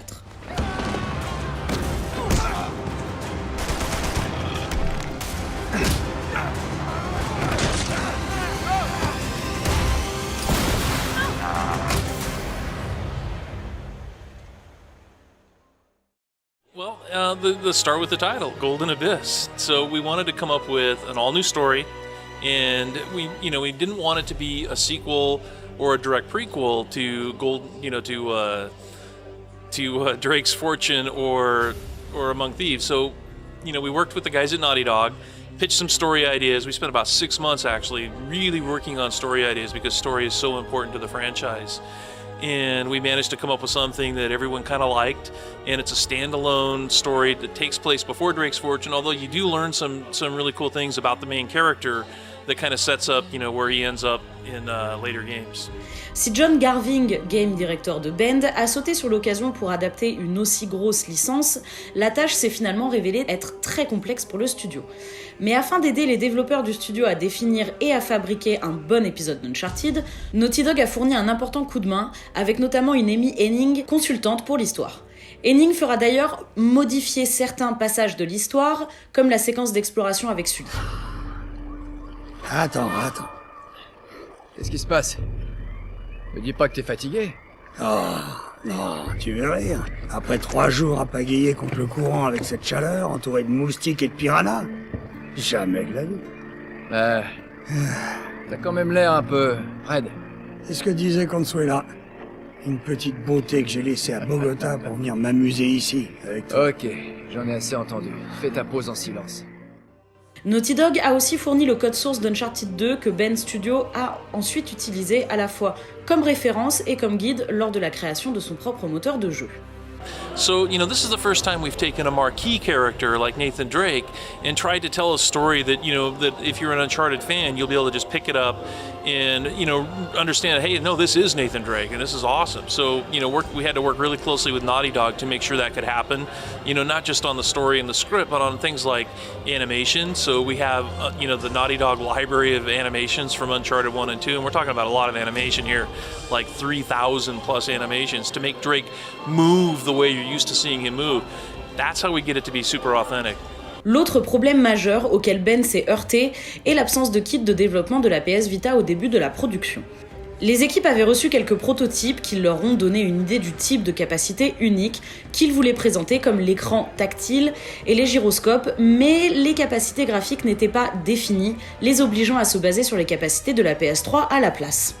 C'est évidemment un jeu qui mérite beaucoup pour la prouesse incroyable techniquement. Encore aujourd'hui, j'ai été, enfin, je vous dis, je l'ai fait il y a un mois et j'ai été bluffé. C'est complètement dingue ce qu'ils ont réussi à sortir dès le départ, Day One sur cette Vita, quoi, qui en avait probablement encore beaucoup dans le ventre, mais qui n'a pas été exploité comme il se fallait. Puis le dernier problème était un temps de production limité. John Garving et ses équipes ont dû redoubler d'ingéniosité pour finir dans les temps, en utilisant par exemple des éléments d'Uncharted 2 comme assets. De même, les capacités de la Vita ont été utilisées à fond pour masquer le manque d'assets originaux. Par exemple, les joueurs peuvent faire des frottements au charbon de bois en frottant littéralement l'écran, prendre des photos en utilisant l'équilibre de l'appareil photo intégré, ou encore toucher l'écran pour contrôler des actions comme grimper à travers une végétation épaisse et se battre. Mais ce qui a été crucial dans le développement de Golden Abyss, ce sont les phases de test. Fin septembre 2011, elles ont permis de faire la mise au point pour évaluer l'expérience. Ces tests ont engendré de nombreux changements, notamment sur le rythme de l'histoire ou encore la personnalité de Marina Chase, l'acolyte de Nate dans l'aventure. En effet, les testeurs indiquaient unanimement la détester. Du calme. En ce qui concerne le rythme, le studio a de même rapidement réagi au retour des testeurs, en enregistrant à nouveau certaines lignes vocales et en modifiant la structure des niveaux du jeu pour ne pas avoir un jeu trop long, et aussi s'adapter à la différence de support entre les Uncharted classiques et celui-là. Golden Abyss sur PS Vita, ça va être un jeu différent parce que la plateforme est différente. Je pense que l'équilibre entre puzzle, exploration et fight ça va pas être le même que ce qu'on fait sur PS3, mais grande confiance en Ben Studio, qui est le développeur qui travaille dessus. On leur a donné tout ce qu'on avait au départ, au niveau animation, texture, perso, etc. Et puis ils vont faire quelque chose de bien. J'ai joué, c'est cool, quoi. Ça va vraiment, je pense que ça va être une autre vision d'Uncharted, mais ça va rester vrai à la franchise d'Uncharted. Finalement, c'est à l'E3 2011 que Bend révèle son Uncharted Golden Abyss. Le jeu sort exclusivement sur la PlayStation Vita en 2012. Golden Abyss se déroule avant le premier jeu avec Nathan Drake dans la forêt tropicale autour de Panama, à la recherche de Quivira, l'une des 7 villes d'or. Bon, normalement ça, c'est le temple des serpents. La porte vers Quivira. Nom de Dieu. La cité d'or. Ouais. Il est rejoint par son vieil associé Jason Dante, dont l'arrogance et la cupidité font de lui un allié peu fiable, et par Marissa Chase, une femme audacieuse et intelligente qui est déterminée à apprendre la vérité sur son grand-père disparu. Donne-moi une bonne raison de faire ça. Je vais t'en donner 2.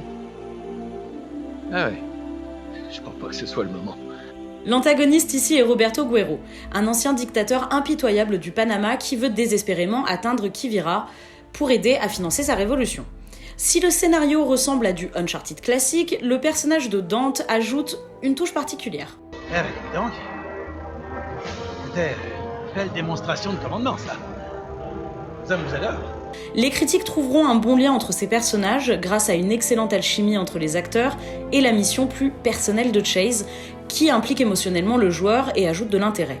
Sully fait même une brève apparition à mi-chemin, ce qui contribue à emballer le cœur des fans de la saga. Toi, va pleurer chez Sully. Je sais faire que ça.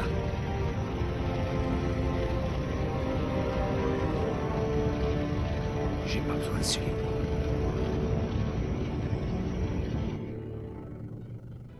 Sully, j'ai besoin de toi.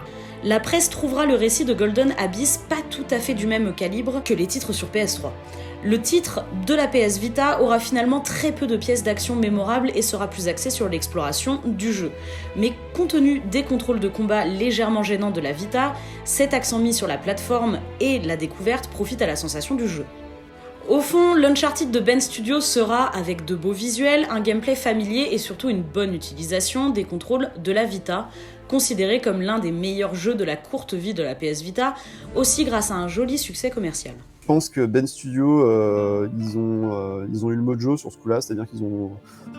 ça a dû rouler. Alors ils ont récupéré beaucoup d'assets et pas mal de gens en interne de chez Naughty Dog à l'époque, ce qui explique qu'il y a probablement un transfert d'expérience qui a pu se faire d'un studio à l'autre, parce que quand même, à ce niveau-là, ça aurait été incroyable. Et effectivement, ils ont saisi une ambiance. À l'époque où ils ont commencé le développement, en fait, il y avait que Uncharted 1 de sortie, donc ce qui explique un peu le mimétisme en termes de visuel, la jungle, etc. Bon, on retrouve quand même beaucoup de racines du premier Uncharted. Mais malgré tout, pour moi, c'est un vrai épisode canonique. J'ai aucun problème de dire là-dessus. Techniquement, ça tient super la route. En termes d'écriture, c'est pas mal. Malgré un début qui est vraiment ultra poussif, je pense que si on oublie la première heure, après ça fonctionne très très bien et la fin est vraiment super cool. Et puis il y a un vrai plaisir manette en main malgré tout. Non, je trouve qu'il démérite absolument pas et qu'il mériterait carrément un remaster.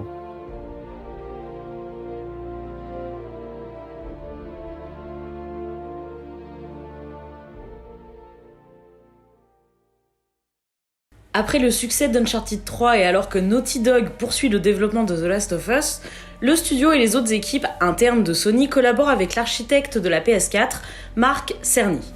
PlayStation veut éviter le problème de créer une machine trop complexe pour les développeurs.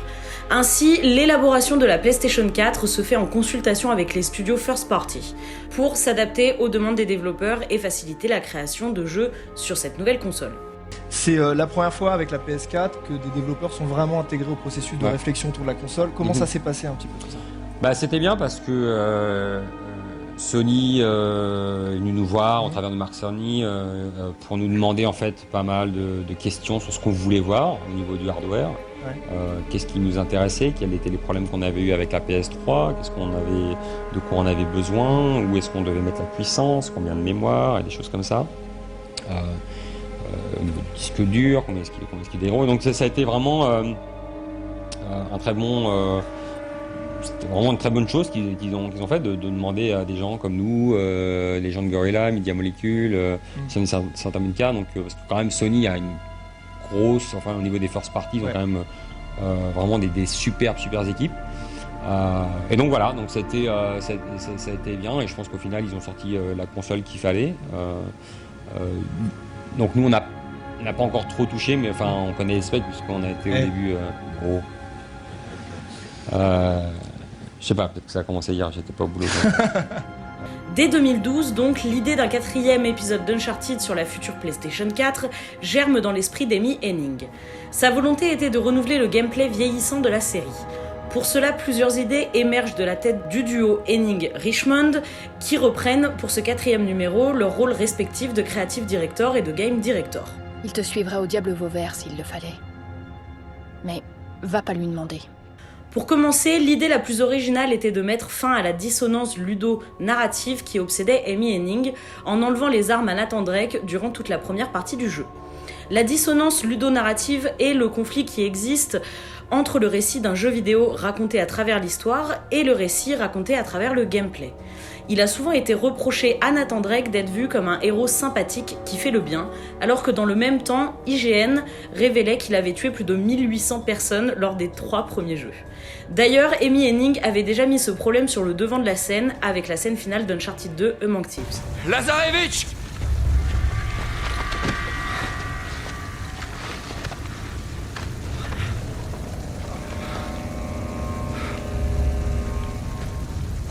Prenez pour un monstre.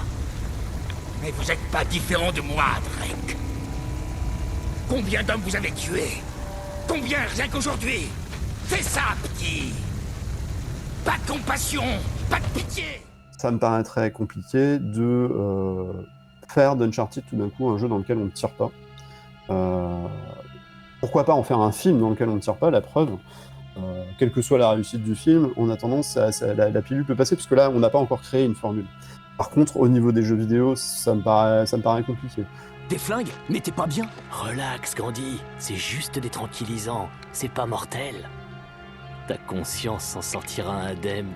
Jusqu'au bout, Uncharted aura dû avoir cette espèce d'épée de Damoclès au-dessus de sa tête de la dissonance narrative, qui est là, et ça par contre c'est très subjectif, c'est mon avis personnel, mais qui est pas grave. Finalement, l'idée de cette première partie sans armes ne sera pas retenue comme d'autres. Un mécanisme de glissière qui permettait à Nate de se déplacer plus rapidement pour donner plus de rythme et permettre aux héros d'atteindre des zones jusqu'à présent inaccessibles sera retiré.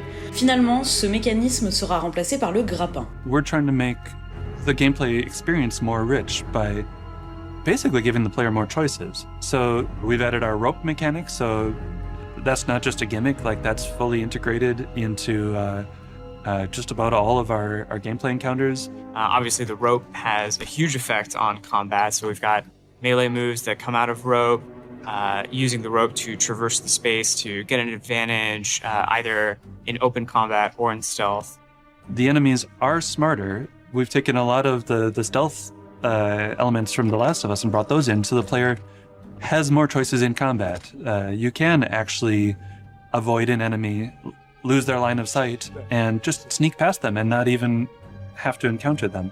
Une autre idée plus originale était la possibilité de tirer sur un mur afin que Nathan puisse se servir de trous creusés par les impacts de balles pour grimper.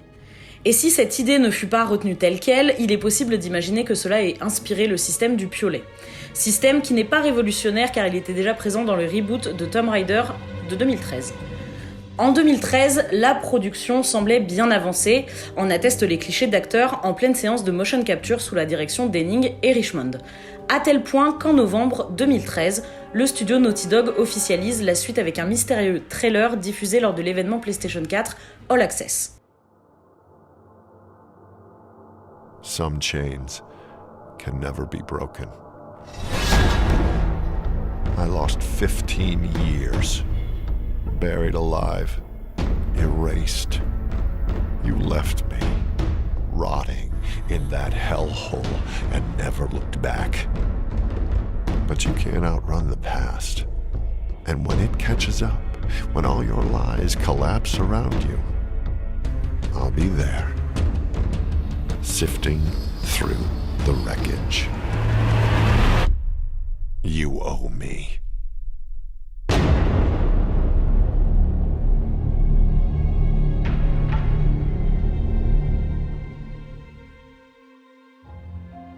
Ce trailer contient de nombreux indices à destination des fans. Si on y aperçoit l'île de Madagascar et le thème de la piraterie qui constitue l'un des éléments centraux du jeu, on y entend aussi la voix de ce qui semble être Samuel Drake menaçant son frère Nathan. Dans le scénario de la version Hennig-Richmond, Sam devait être introduit comme antagoniste qui veut se venger de son frère qu'il a laissé pour mort dans une prison panaméenne. D'ailleurs, dès Drake's Fortune, il y avait une allusion à ces événements. Si tu veux pas finir dans une prison panaméenne, on devrait s'en occuper nous-mêmes. C'est quoi le pire?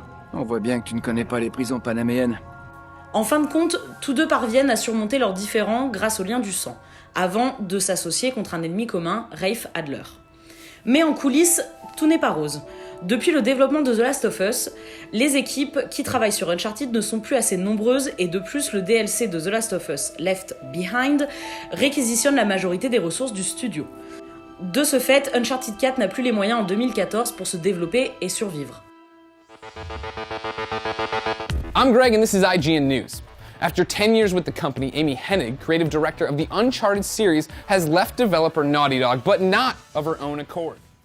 En mars 2014, un coup de tonnerre frappe Naughty Dog et le monde du jeu vidéo. Amy Hennig, historique mère de la série Uncharted, claque la porte du studio. Le développement de Uncharted 4 a été un développement de hell total. Amy Hennig commençait à s'absenter de plus en plus au fur et à mesure du développement. À un moment, elle était très absente. Bon, je crois que ça fonctionnait tout simplement pas. Et d'elle-même, elle a avoué que bon, il fallait qu'elle passe le relais. Elle sera suivie par Justin Richmond, qui démissionne également, et par quelques autres poids lourds du studio. La presse laisse entendre que ce départ serait dû à la volonté de Straley et Druckmann de pousser vers la sortie Amy Hennig et Richmond, enivrés par le succès de The Last of Us. Cette information est toutefois très vite démentie par Evan Wales et Christophe Balestra.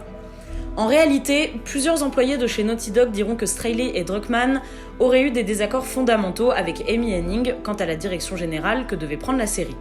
Certains rapporteront aussi qu'Amy Hennig avait du mal à prendre les décisions qui s'imposaient, si bien que le développement du jeu était trop lent et que certains développeurs réclamaient une direction plus cohérente. D'autres estiment qu'il s'agissait d'une situation parfaitement compréhensible au vu de la taille modeste de l'équipe. Face à cette situation complexe, Evan Wells et Christophe Balestra décident naturellement de confier le projet à Bruce Straley et Neil Druckmann pour pallier le départ d'Amy Hennig et de Richmond et de mettre toutes les forces vives des Dogs sur ce sujet. Soit plus de 200 personnes qui vont se mettre en marche forcée pour essayer de tenir les délais malgré un budget pour le moins serré. Je pense qu'on peut dire que Uncharted 4, c'est un jeu qui avait énormément d'ambition. Celui qui est sorti, celui qu'on connaît, celui auquel on peut jouer. Un jeu qui a énormément d'ambition, ludique, narrative, et qui avait envie enfin de nous parler d'autre chose. Et surtout, je pense que, et ça c'est sûr, ça s'est avéré par les commentaires de Druckmann, et d'ailleurs ça a été la raison pour laquelle Druckmann et Straley ont accepté de le faire, c'est la promesse que ce serait le dernier. Alors, c'était pas le dernier vraiment, mais en tout cas c'était le dernier avec Nathan Drake. C'est-à-dire qu'ils se sont dit, ok, si c'est le dernier avec Nathan Drake, et nous on signe, Druckmann et Straley, nous on signe que si c'est vraiment le dernier, si vous nous dites ok pour le dernier, à ce moment-là on va pouvoir jouer justement avec cette diégèse qui est devenue Uncharted, cet univers, les joueurs ils ont joué à tous nos autres jeux, maintenant ils connaissent super bien les personnages et on va pouvoir faire quelque chose avec ça. Je pense que la donne elle s'est changée là, c'est-à-dire que quand Amy Hennig était encore sur le projet, ça devait pas être le dernier Uncharted avec Nathan Drake. Lorsque Druckmann et Straley, qui sortaient de The Last of Us, qui étaient complètement séchés, les mecs ils en pouvaient plus, et tout de suite on leur a dit bon bah écoutez c'est sympa, mais par contre il faut nous reprendre Uncharted 4 parce que le truc part dans le mur. Ils ont fait ouais ok, alors nous on veut bien, mais par contre on le fait complètement à notre sauce, et ce sera le dernier épisode. Là déjà il y a eu un shift. Il y a eu un shift complet et ça a donné complètement, ça a complètement transfiguré ce qu'était Uncharted quoi. Puisque il y a quelque chose de très mélancolique, très nostalgique sur le reste de la saga, qui à mon humble avis est assez brillant, et en même temps il y a une espèce de générosité presque superfétatoire dans le fait que, alors certains diront que Uncharted 4 est trop long, mais en tout cas on peut pas lui reprocher de pas être généreux, de nous enchaîner justement des Uncharted dans tous les sens. Ça se dégonfle pas jusque dans les batailles de la fin, etc. Enfin je veux dire c'est un jeu complet, une espèce de grande fête pour dire au revoir à un personnage. Et ça c'est forcément la différence qu'il y a eu avec ce qu'aurait pu être, je pense, le jeu d'Amy.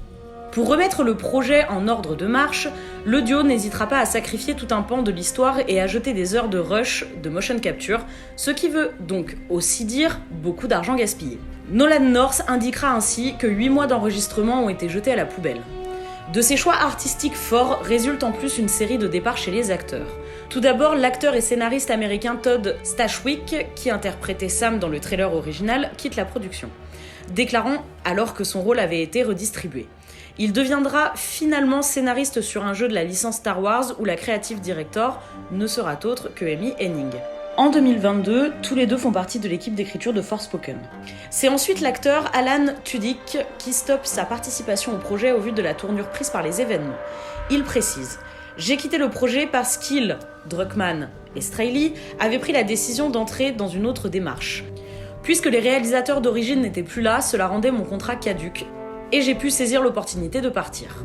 Todd Stashwick était aussi dans un état d'esprit similaire, et a pris la même décision donc. Nous avions tout simplement envie de nous barrer à cause de tous ces changements bizarres. » Des questions se sont aussi posées chez les acteurs des Uncharted originaux qui ont failli quitter la série après le remplacement d'Amy Hennig par Neil Druckmann. What happened with Uncharted 4? Because Amy Hennig dropped out and all, like, what was that like for you? Did that impact you? It was very upsetting. Yeah. We were in production on 4, and we got a call one day that Amy had been replaced. I don't know whether this is public knowledge or not, but that was not her choice. It was upsetting for you and the entire crew, but then... Oh, absolutely. Like, heartbreaking, or you were able to, you know... Angry. Mostly. Okay. So, who pulled you together? Was it Neil that ended up binding you guys together, or how did it all come back together? It was the decision made by all of us actors. First of all, we were contractually obligated. So there would have been legal ramifications, ramifications for it. And then it was, well, all right, let's do this. This was Amy's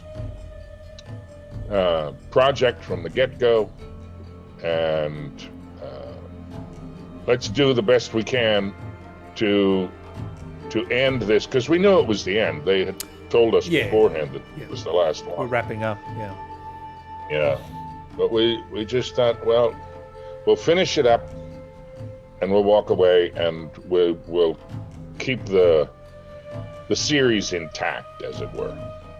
So, is it and you don't have to answer this. Is it tough for you to then go into the set and work with Neil Druckmann, or did he make your life easy? Or because I feel like you would have a little bit of resentment after that decision with Amy and all that. So how do you work through that? You just have to be professional, or how does that work for you? Yeah, you just have to be professional. Pour remplacer les partants, Neil Druckmann fera appel à Troy Baker, l'interprète de Joel Miller dans The Last of Us, pour jouer Samuel Drake, et à Laura Bailey, interprète Debbie Anderson dans The Last of Us Part 2, pour jouer le rôle de Nadine Ross, la seconde antagoniste. Financièrement, le projet sera en difficulté jusqu'à ce que Shuei Yoshida, alors président de SCE Worldward Studios, a la bonne idée de sortir les 3 premiers jeux remasterisés sur PS4, ce qui va apporter pas mal d'argent au studio.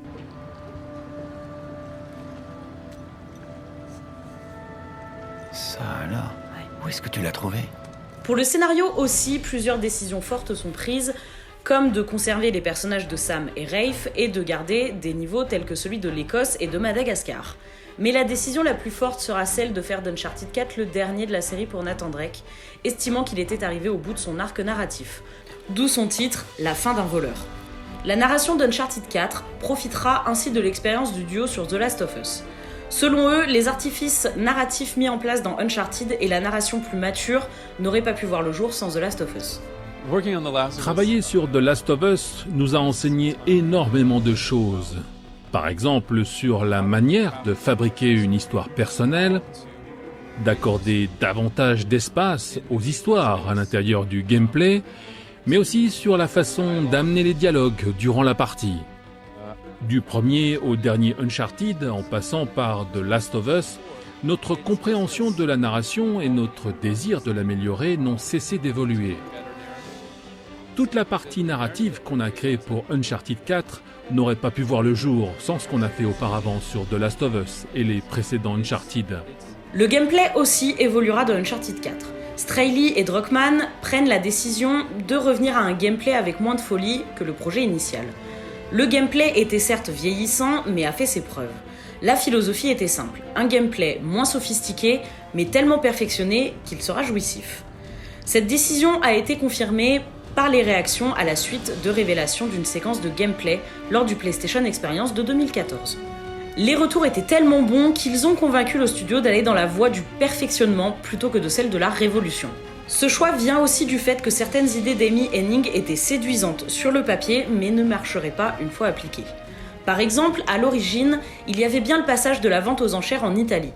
Mais ce devait être Nathan et Elena qui devaient voler l'artefact grâce à une séquence de danse jouable. Les développeurs se sont vite rendus compte que cette expérience était plus gênante qu'agréable à jouer. Elle a failli être réutilisée pour le passage dans la maison de Drake et Elena, mais un des membres de l'équipe eut une meilleure idée en offrant la possibilité aux joueurs de jouer au premier Crash Bandicoot. Cette idée est vraiment géniale car elle mélange Easter eggs avec le gameplay original de pouvoir jouer à un vrai jeu vidéo dans un jeu vidéo. Comment on fait démarrer? Appuie sur la touche Start. Un nouvel aspect du gameplay qui a été conservé concerne les zones plus ouvertes pour mieux servir le concept d'exploration. Le défi ici était de conserver un bon rythme tout en offrant la possibilité aux joueurs d'explorer une vaste zone. Pour cela, plusieurs choses sont essentielles. Tout d'abord, il fallait que ces zones servent la narration et ne soient pas néfastes pour le rythme. L'autre aspect essentiel était de donner envie de partir à l'aventure dans ces zones, d'en explorer donc le moindre recoin.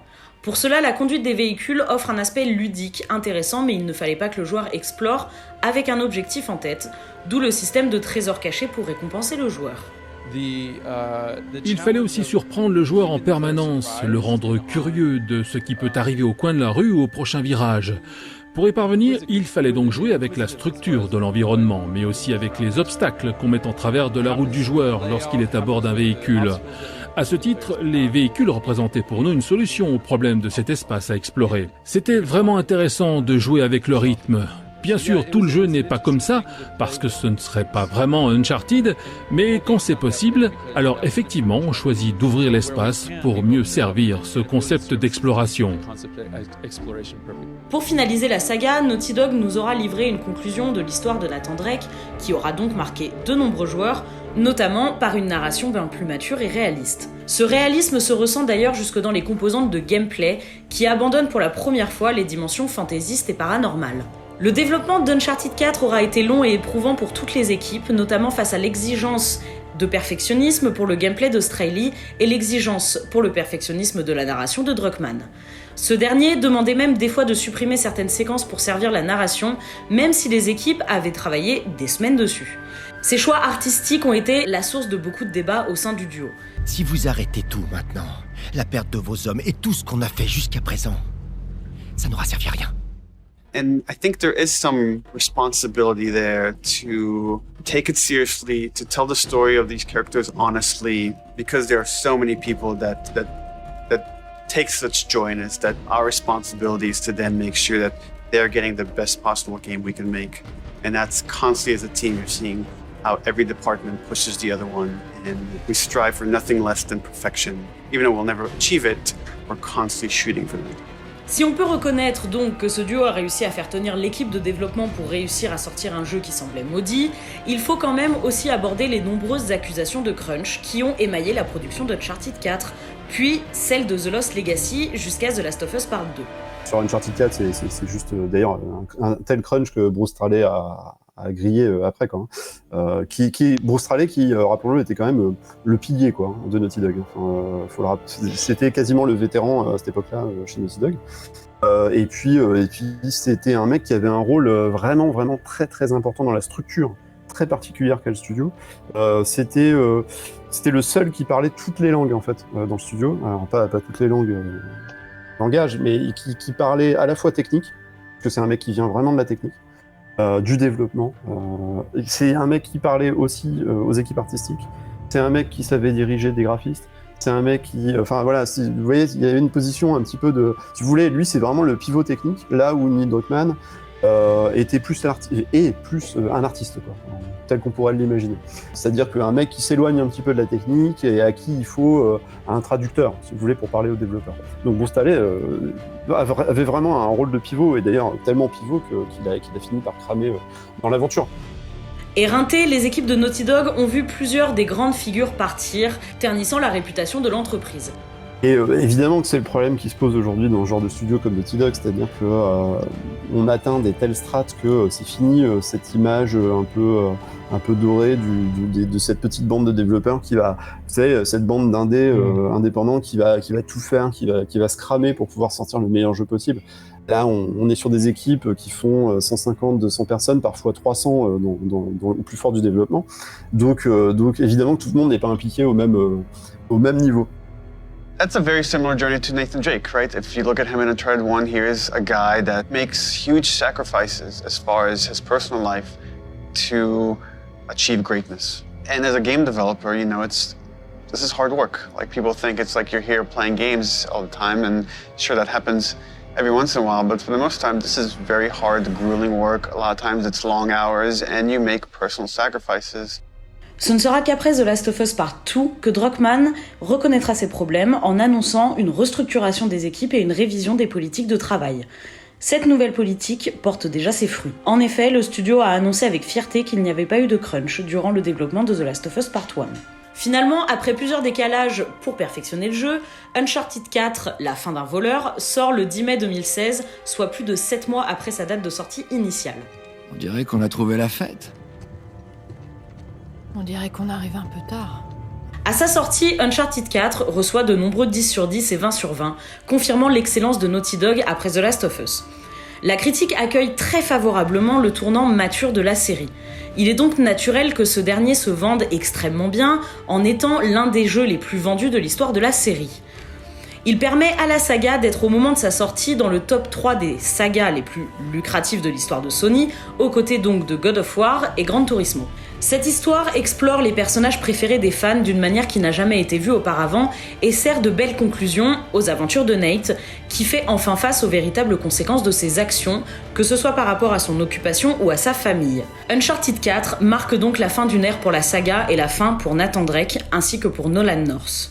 A normal guy trying to do the best he can, and he just keeps falling into these extraordinary circumstances and, has to dig his way out of them. Sully has had this thing right from the beginning, right from the first game. And this was something that I added at some point. Says, I'm too old for this shit. No. If you're gearing up for one of your I'm too old for this speeches, spare me. I think now that Nathan is beginning to have that thought himself. Come on. We got a treasure to find. Hold up, man. What are we doing? She starts off super passionate, very gung-ho, I'm all for adventure. And then you see as she gets closer to Nate and as she gets closer to Sullivan, as she gets closer to these dangerous events, we see her not step back, but just become more aware and more cautious, I think, of what an adventure means and what it might cost. And it was just such fun to go to work every day. It's been a great ride. I really enjoyed it. Like I say, gonna miss this guy. From an acting standpoint, it's always fun to get to play someone that you enjoy for this long. Because in this industry, you play a part and they fade very quickly and you have to move on to the next one. So I have quite a fondness and an attachment to Miss Elena Fisher. It's been one of the most rewarding characters I've ever been handed because from the get-go, I was encouraged to put as much of myself into this character as possible. And it has just been the greatest ride of my life these last 10 years. Nathan, tu vois pas que c'est notre destin? Que toi et moi, tous les deux, on était promis à un destin extraordinaire.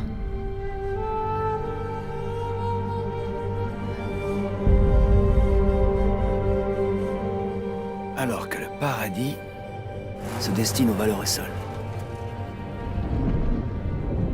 T'imagines le temps qu'il lui a fallu pour raccrocher? En fait, il est même fait pour ça. Oh merde! On est tous les mêmes, des voleurs, non? On essaie de déterrer des vieux trucs. Quel dommage qu'on soit adversaires. Je suis un homme de fortune et je dois rechercher ma fortune. Alors? Tu es prêt à rechercher ta fortune?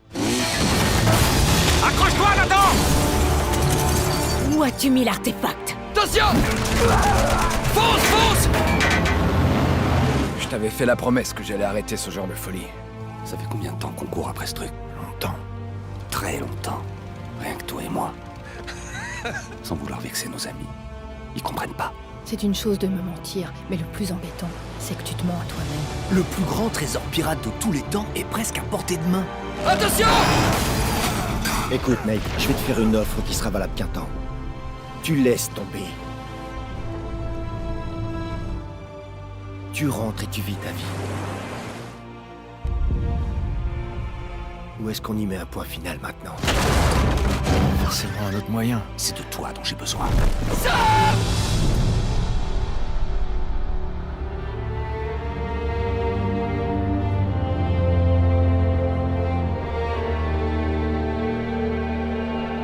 De me dire que peut-être, si on avait fait d'autres choix, on aurait tourné autrement. Non. Les choix qu'on a faits me conviennent. Mais cet épisode marque aussi la fin d'une ère chez Naughty Dog avec le départ de Christophe Balestra en mars 2017, puis le départ de Bruce Straley dans la foulée. There's a lot of memories there, and to leave it behind, it's funny.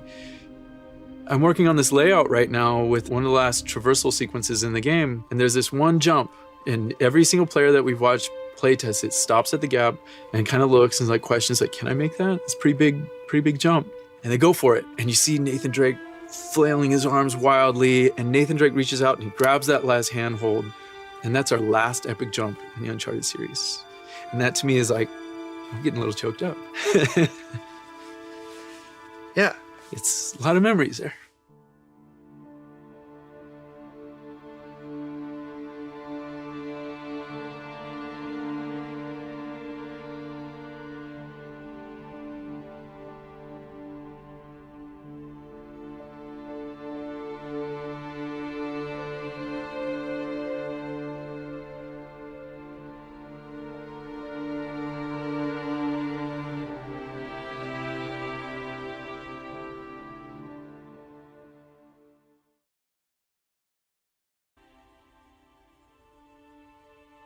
Cependant, la fin d'une époque signifie le début d'une autre.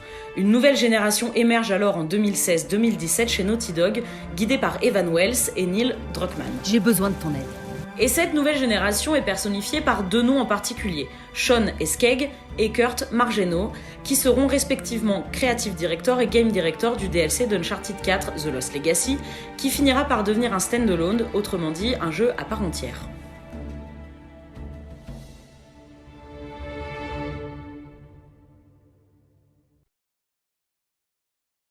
Uncharted The Lost Legacy a été conçu par une équipe rajeunie par rapport à Uncharted 4 afin que cette nouvelle génération puisse faire ses preuves. Pendant la fin du développement de Uncharted 4, Josh Shear et Sean Eskeg eurent la charge d'écrire le scénario de ce qui devait être un DLC. Le premier enjeu était de trouver quel personnage autre que Nate pouvait avoir une histoire qui lui était consacrée dans la saga Uncharted. We explored story possibilities with almost every character in the franchise, except for maybe Jeff the cameraman from Uncharted 2. I'm sorry, Jeff. Quand tu dis ça comme ça paraît complètement stupide. Si le personnage de Sully a été pressenti pour explorer la jeunesse dans la marine, cela a été très vite abandonné. Naughty Dog a ensuite pensé à la fille de Nathan et Elena, mais cette idée sera aussi vite abandonnée. Il faut savoir que même une histoire autour de Sam ou Cutter a été envisagée. Charlie Cutter? Non. Mais si, c'est lui que j'irai voir pour un coup comme ça.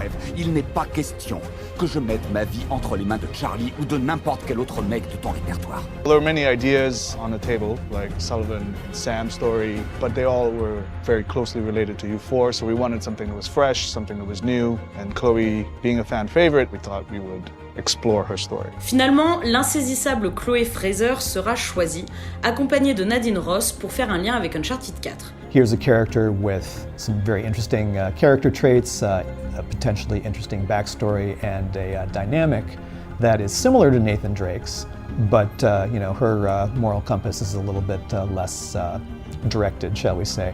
Le choix du duo Chloé et Nadine repose aussi sur la complémentarité des deux personnages. Nous avons d'un côté Chloé, une aventurière énigmatique, une voleuse assez imprévisible, face à Nadine qui est son opposée, froide, stricte et avec une éducation militaire. À quoi tu joues à la fin? Je te croyais professionnel. Oh, tu devrais te détendre. Tu vivras plus longtemps. So when we're developing stories and characters for the Uncharted series, what we always want to try to find are characters that can play off of each other's strengths and weaknesses. Eskieg et Margeno se rendent compte très vite qu'il était mieux de faire une histoire totalement indépendante, ce qui différencie donc ce projet de celui Left Behind, qui était une parenthèse de l'histoire principale de The Last of Us. Ainsi, rapidement, le duo responsable du jeu se rend compte qu'un DLC ne sera pas suffisant. De ce constat fait, les équipes se mettent en marche pour écrire et établir la meilleure relation entre Chloé et Nadine. Je crois que vous vous seriez bien entendus tous les deux. Il était con et arrogant comme toi. Lost Legacy sera ainsi développé sur une production moins chère et plus rapide, car reprenant les assets d'Uncharted 4. Uncharted 4 is kind of a sprawling, epic, globe-trotting adventure. This is a more focused, one location, Chloe's story, Chloe's relationship with Nadine. It takes place in India, really integrating that location into the narrative and the character development itself. It just feels focused and more of a condensed package. Concernant l'histoire, elle s'intéresse à l'histoire familiale et aux origines indiennes de Chloé Fraser. Cette dernière va se retrouver en Inde sur la piste de la légendaire défense de Ganesh. Pour l'aider à naviguer dans les rues de la ville déchirée par la guerre, elle engage l'ancienne leader de Shoreline, Nadine Ross. Ce duo offre une dynamique intéressante à l'histoire par leur caractère opposé. And then that was the kind of jumping off point of these two interesting characters together. We can put them wherever we want. We know that there's going to be fun stuff happening, and Chloe is more improvisational. Nadine is more logical. We know that there's going to be great conflict if we throw those two together. Elles feront donc face au chef insurgé et à l'antagoniste principal de l'histoire, l'Indien Assav. Assav is an Indian national. He is very much enmeshed in the culture of his country. And he is somebody who is a big believer in the ways of the ancient Hoysala kings. He believes his cause is noble, but like most freedom fighters, get corrupted by, the actual fight itself. Vous savez, il existe un poème Hoysala qui parle d'un jeune roi. Il était bon, alors il mit fin à nos rituels. Mais les anciens rois, eux, savaient que le progrès exige des sacrifices. Cette histoire sera servie par un gameplay assez similaire à celui de son prédécesseur. Il y sera simplement ajouté un mécanisme de crochetage de serrure qui correspond bien au côté voleur de Chloé. Le jeu disposera aussi de larges zones ouvertes, dont une où Chloé et Nadine doivent explorer des temples, qui est mieux exploité que Madagascar dans Uncharted 4. De plus, le gameplay servira dans cette zone d'une manière naturelle à faire évoluer la relation entre Chloé et Nadine sans besoin de cinématique. Une évolution intéressante de game design qui implique le joueur avec ces deux personnages, montrant leur relation naissante entre confidence, déception et méfiance.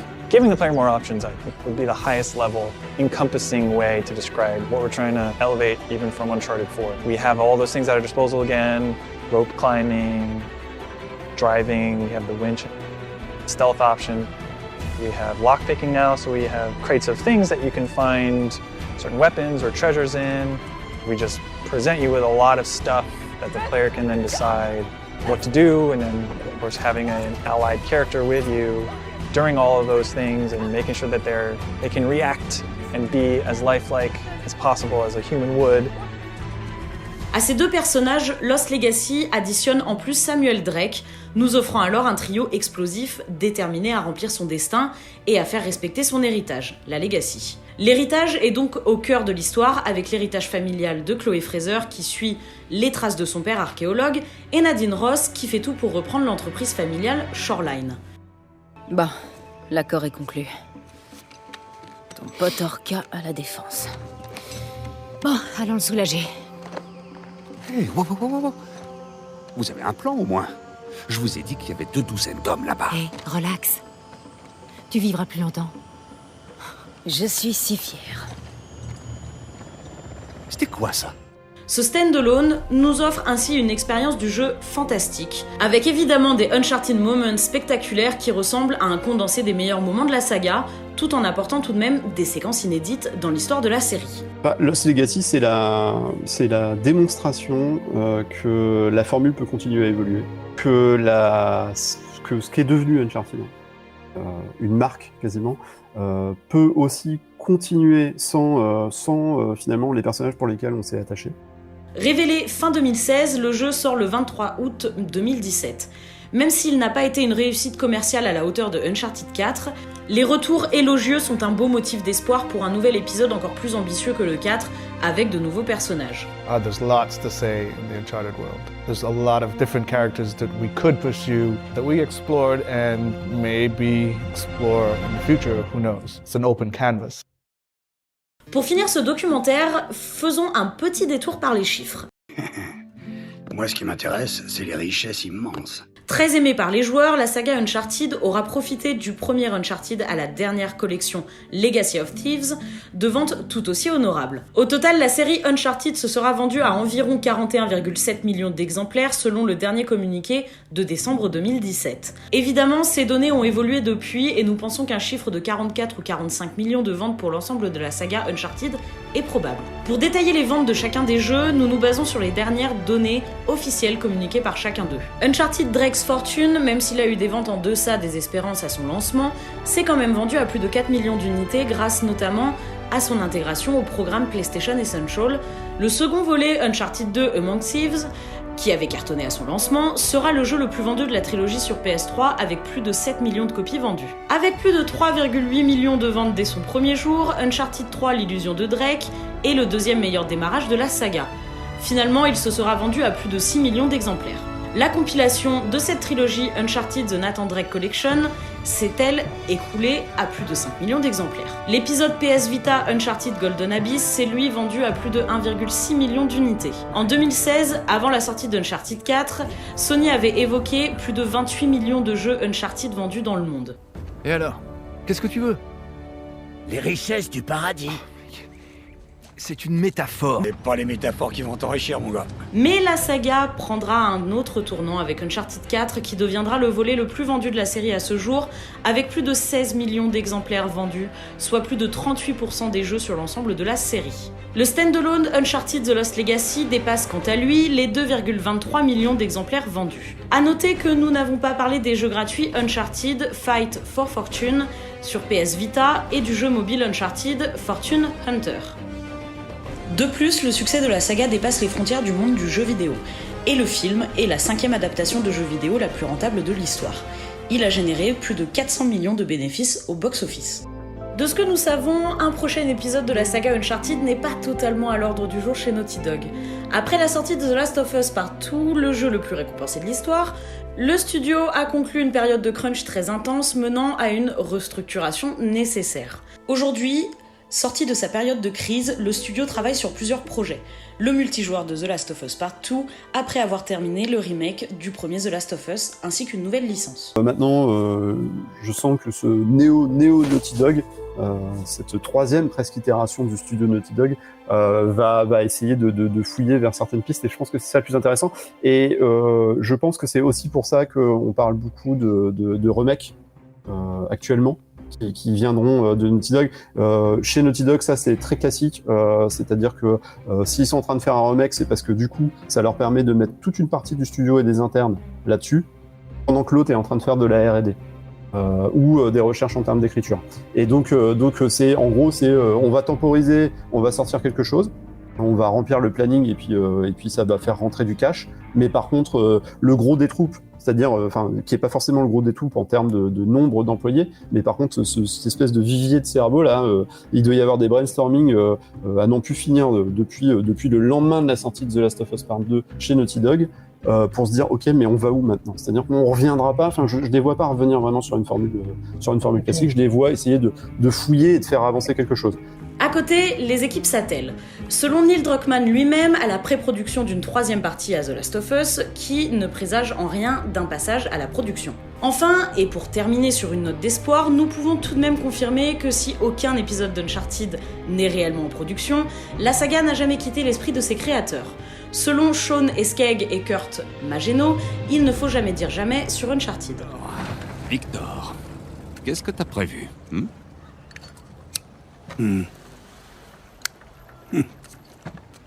Ouais, avant de me retrouver dans cette histoire, j'étais sur le point de réaliser une sorte de transaction. Et de quelle sorte?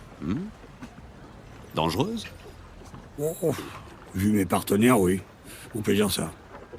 Bah, justement, tiens, je connais un mec qui vient juste de sortir de prison et qui serait parfait pour te filer un coup de main. Oh là, je sais pas. Il est digne de confiance? Plus ou moins.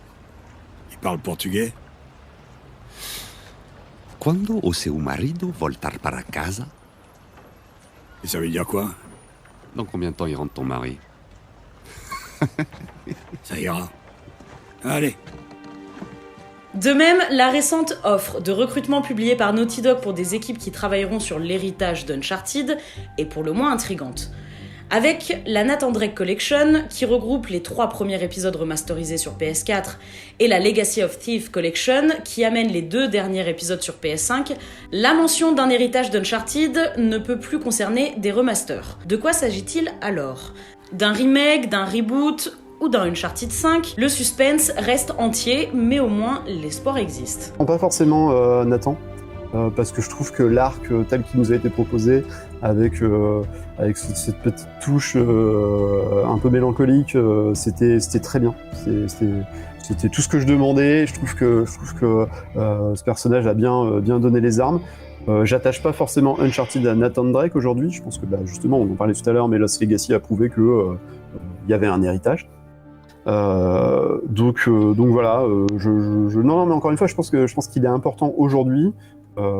Non seulement pour Uncharted, mais aussi pour Naughty Dog, mais aussi pour Sony, de repenser un peu ces grandes licences et d'offrir du sang neuf. Si Sony fait l'erreur, parce que ce serait une erreur, de répliquer tous ces succès de la PS3 et de la PS4 sur la PS5, ce serait pas une... il faut que Sony propose quelque chose. Il faut que, au sens large, dans ses productions, il ne faut pas qu'elle se repose sur des sempiternelles formules, un open world par-ci, un jeu linéaire par-là, etc. Il faut qu'elle aille farfouiller. Et je pense que chez Naughty Dog, qui a une position, encore une fois, très particulière, ils ont les moyens, ils ont les talents, ils ont tout ce qu'il faut, et en plus, ils ont quand même vachement moins de pression que les autres studios. Et ben, c'est l'occasion rêvée de nous pondre quelque chose, de nous inventer quelque chose. Et pourquoi pas chez Uncharted. En attendant, Uncharted explore de nouveaux médias. Tout d'abord au travers des comics, du motion comic Eye of Indra, puis avec le roman canon Uncharted le 4e labyrinthe. Ce roman, sorti en 2016 et écrit par Christopher Golden, est un bel exemple que la saga peut s'ouvrir vers d'autres horizons. Mais l'exemple le plus marquant est évidemment la sortie en 2022 du film Uncharted au cinéma, avec Tom Holland dans le rôle d'un jeune Nathan Drake. Ce film est à l'image du développement du premier jeu, c'est-à-dire l'aboutissement d'un long périple semé d'embûches qui a abouti à une œuvre plutôt satisfaisante qui laisse en plus clairement présager d'une suite. S'il a fallu plus de 12 ans de production pour que le projet du film Uncharted puisse enfin voir le jour, nul doute qu'il faudra moins de temps pour voir la suite au cinéma, en espérant que le gap entre le premier épisode et le second soit aussi important que le gap qu'il y a eu entre Drake's Fortune et Among Thieves. Ce premier volet pose des bases solides pour que la saga s'épanouisse au cinéma, avec notamment un très bon box-office et aussi la volonté des équipes de trouver leur propre identité, avec une nouvelle interprétation du personnage de Nathan Drake. Le défi maintenant est de devenir la référence en la matière en termes de films d'action-aventure. Autant dire que le défi est immense. Du reste, que dire des jeux Uncharted qui n'a pas déjà été dit? Véritable légende du jeu vidéo, la licence représente pour Naughty Dog, PlayStation et l'ensemble des joueurs, un accomplissement historique et un tournant majeur de l'histoire de l'industrie. En s'inspirant du cinéma tout en restant attaché à la particularité du jeu vidéo. Uncharted a véritablement lancé la vague des blockbusters vidéoludiques, à même de rivaliser en termes de popularité bien sûr, avec des superproductions hollywoodiennes. Tu sais, petit, on n'a pas le pouvoir de choisir ses débuts dans la vie. La vraie valeur dépend de ce qu'on arrive à en faire. En attendant, souhaitons à Nathan Drake un repos bien mérité sur son île paradisiaque. Nous vous donnons rendez-vous pour, espérons-le, Uncharted 5. C'était Chloé de PlayStation Inside et merci d'avoir regardé avec nous ce documentaire dédié à l'histoire d'Uncharted. À bientôt pour de nouveaux épisodes de Play Saga. N'oubliez surtout pas de vous abonner à la chaîne. Merci, au revoir et surtout, n'oubliez jamais, la grandeur vient des débuts modestes. Sic parvis magnum.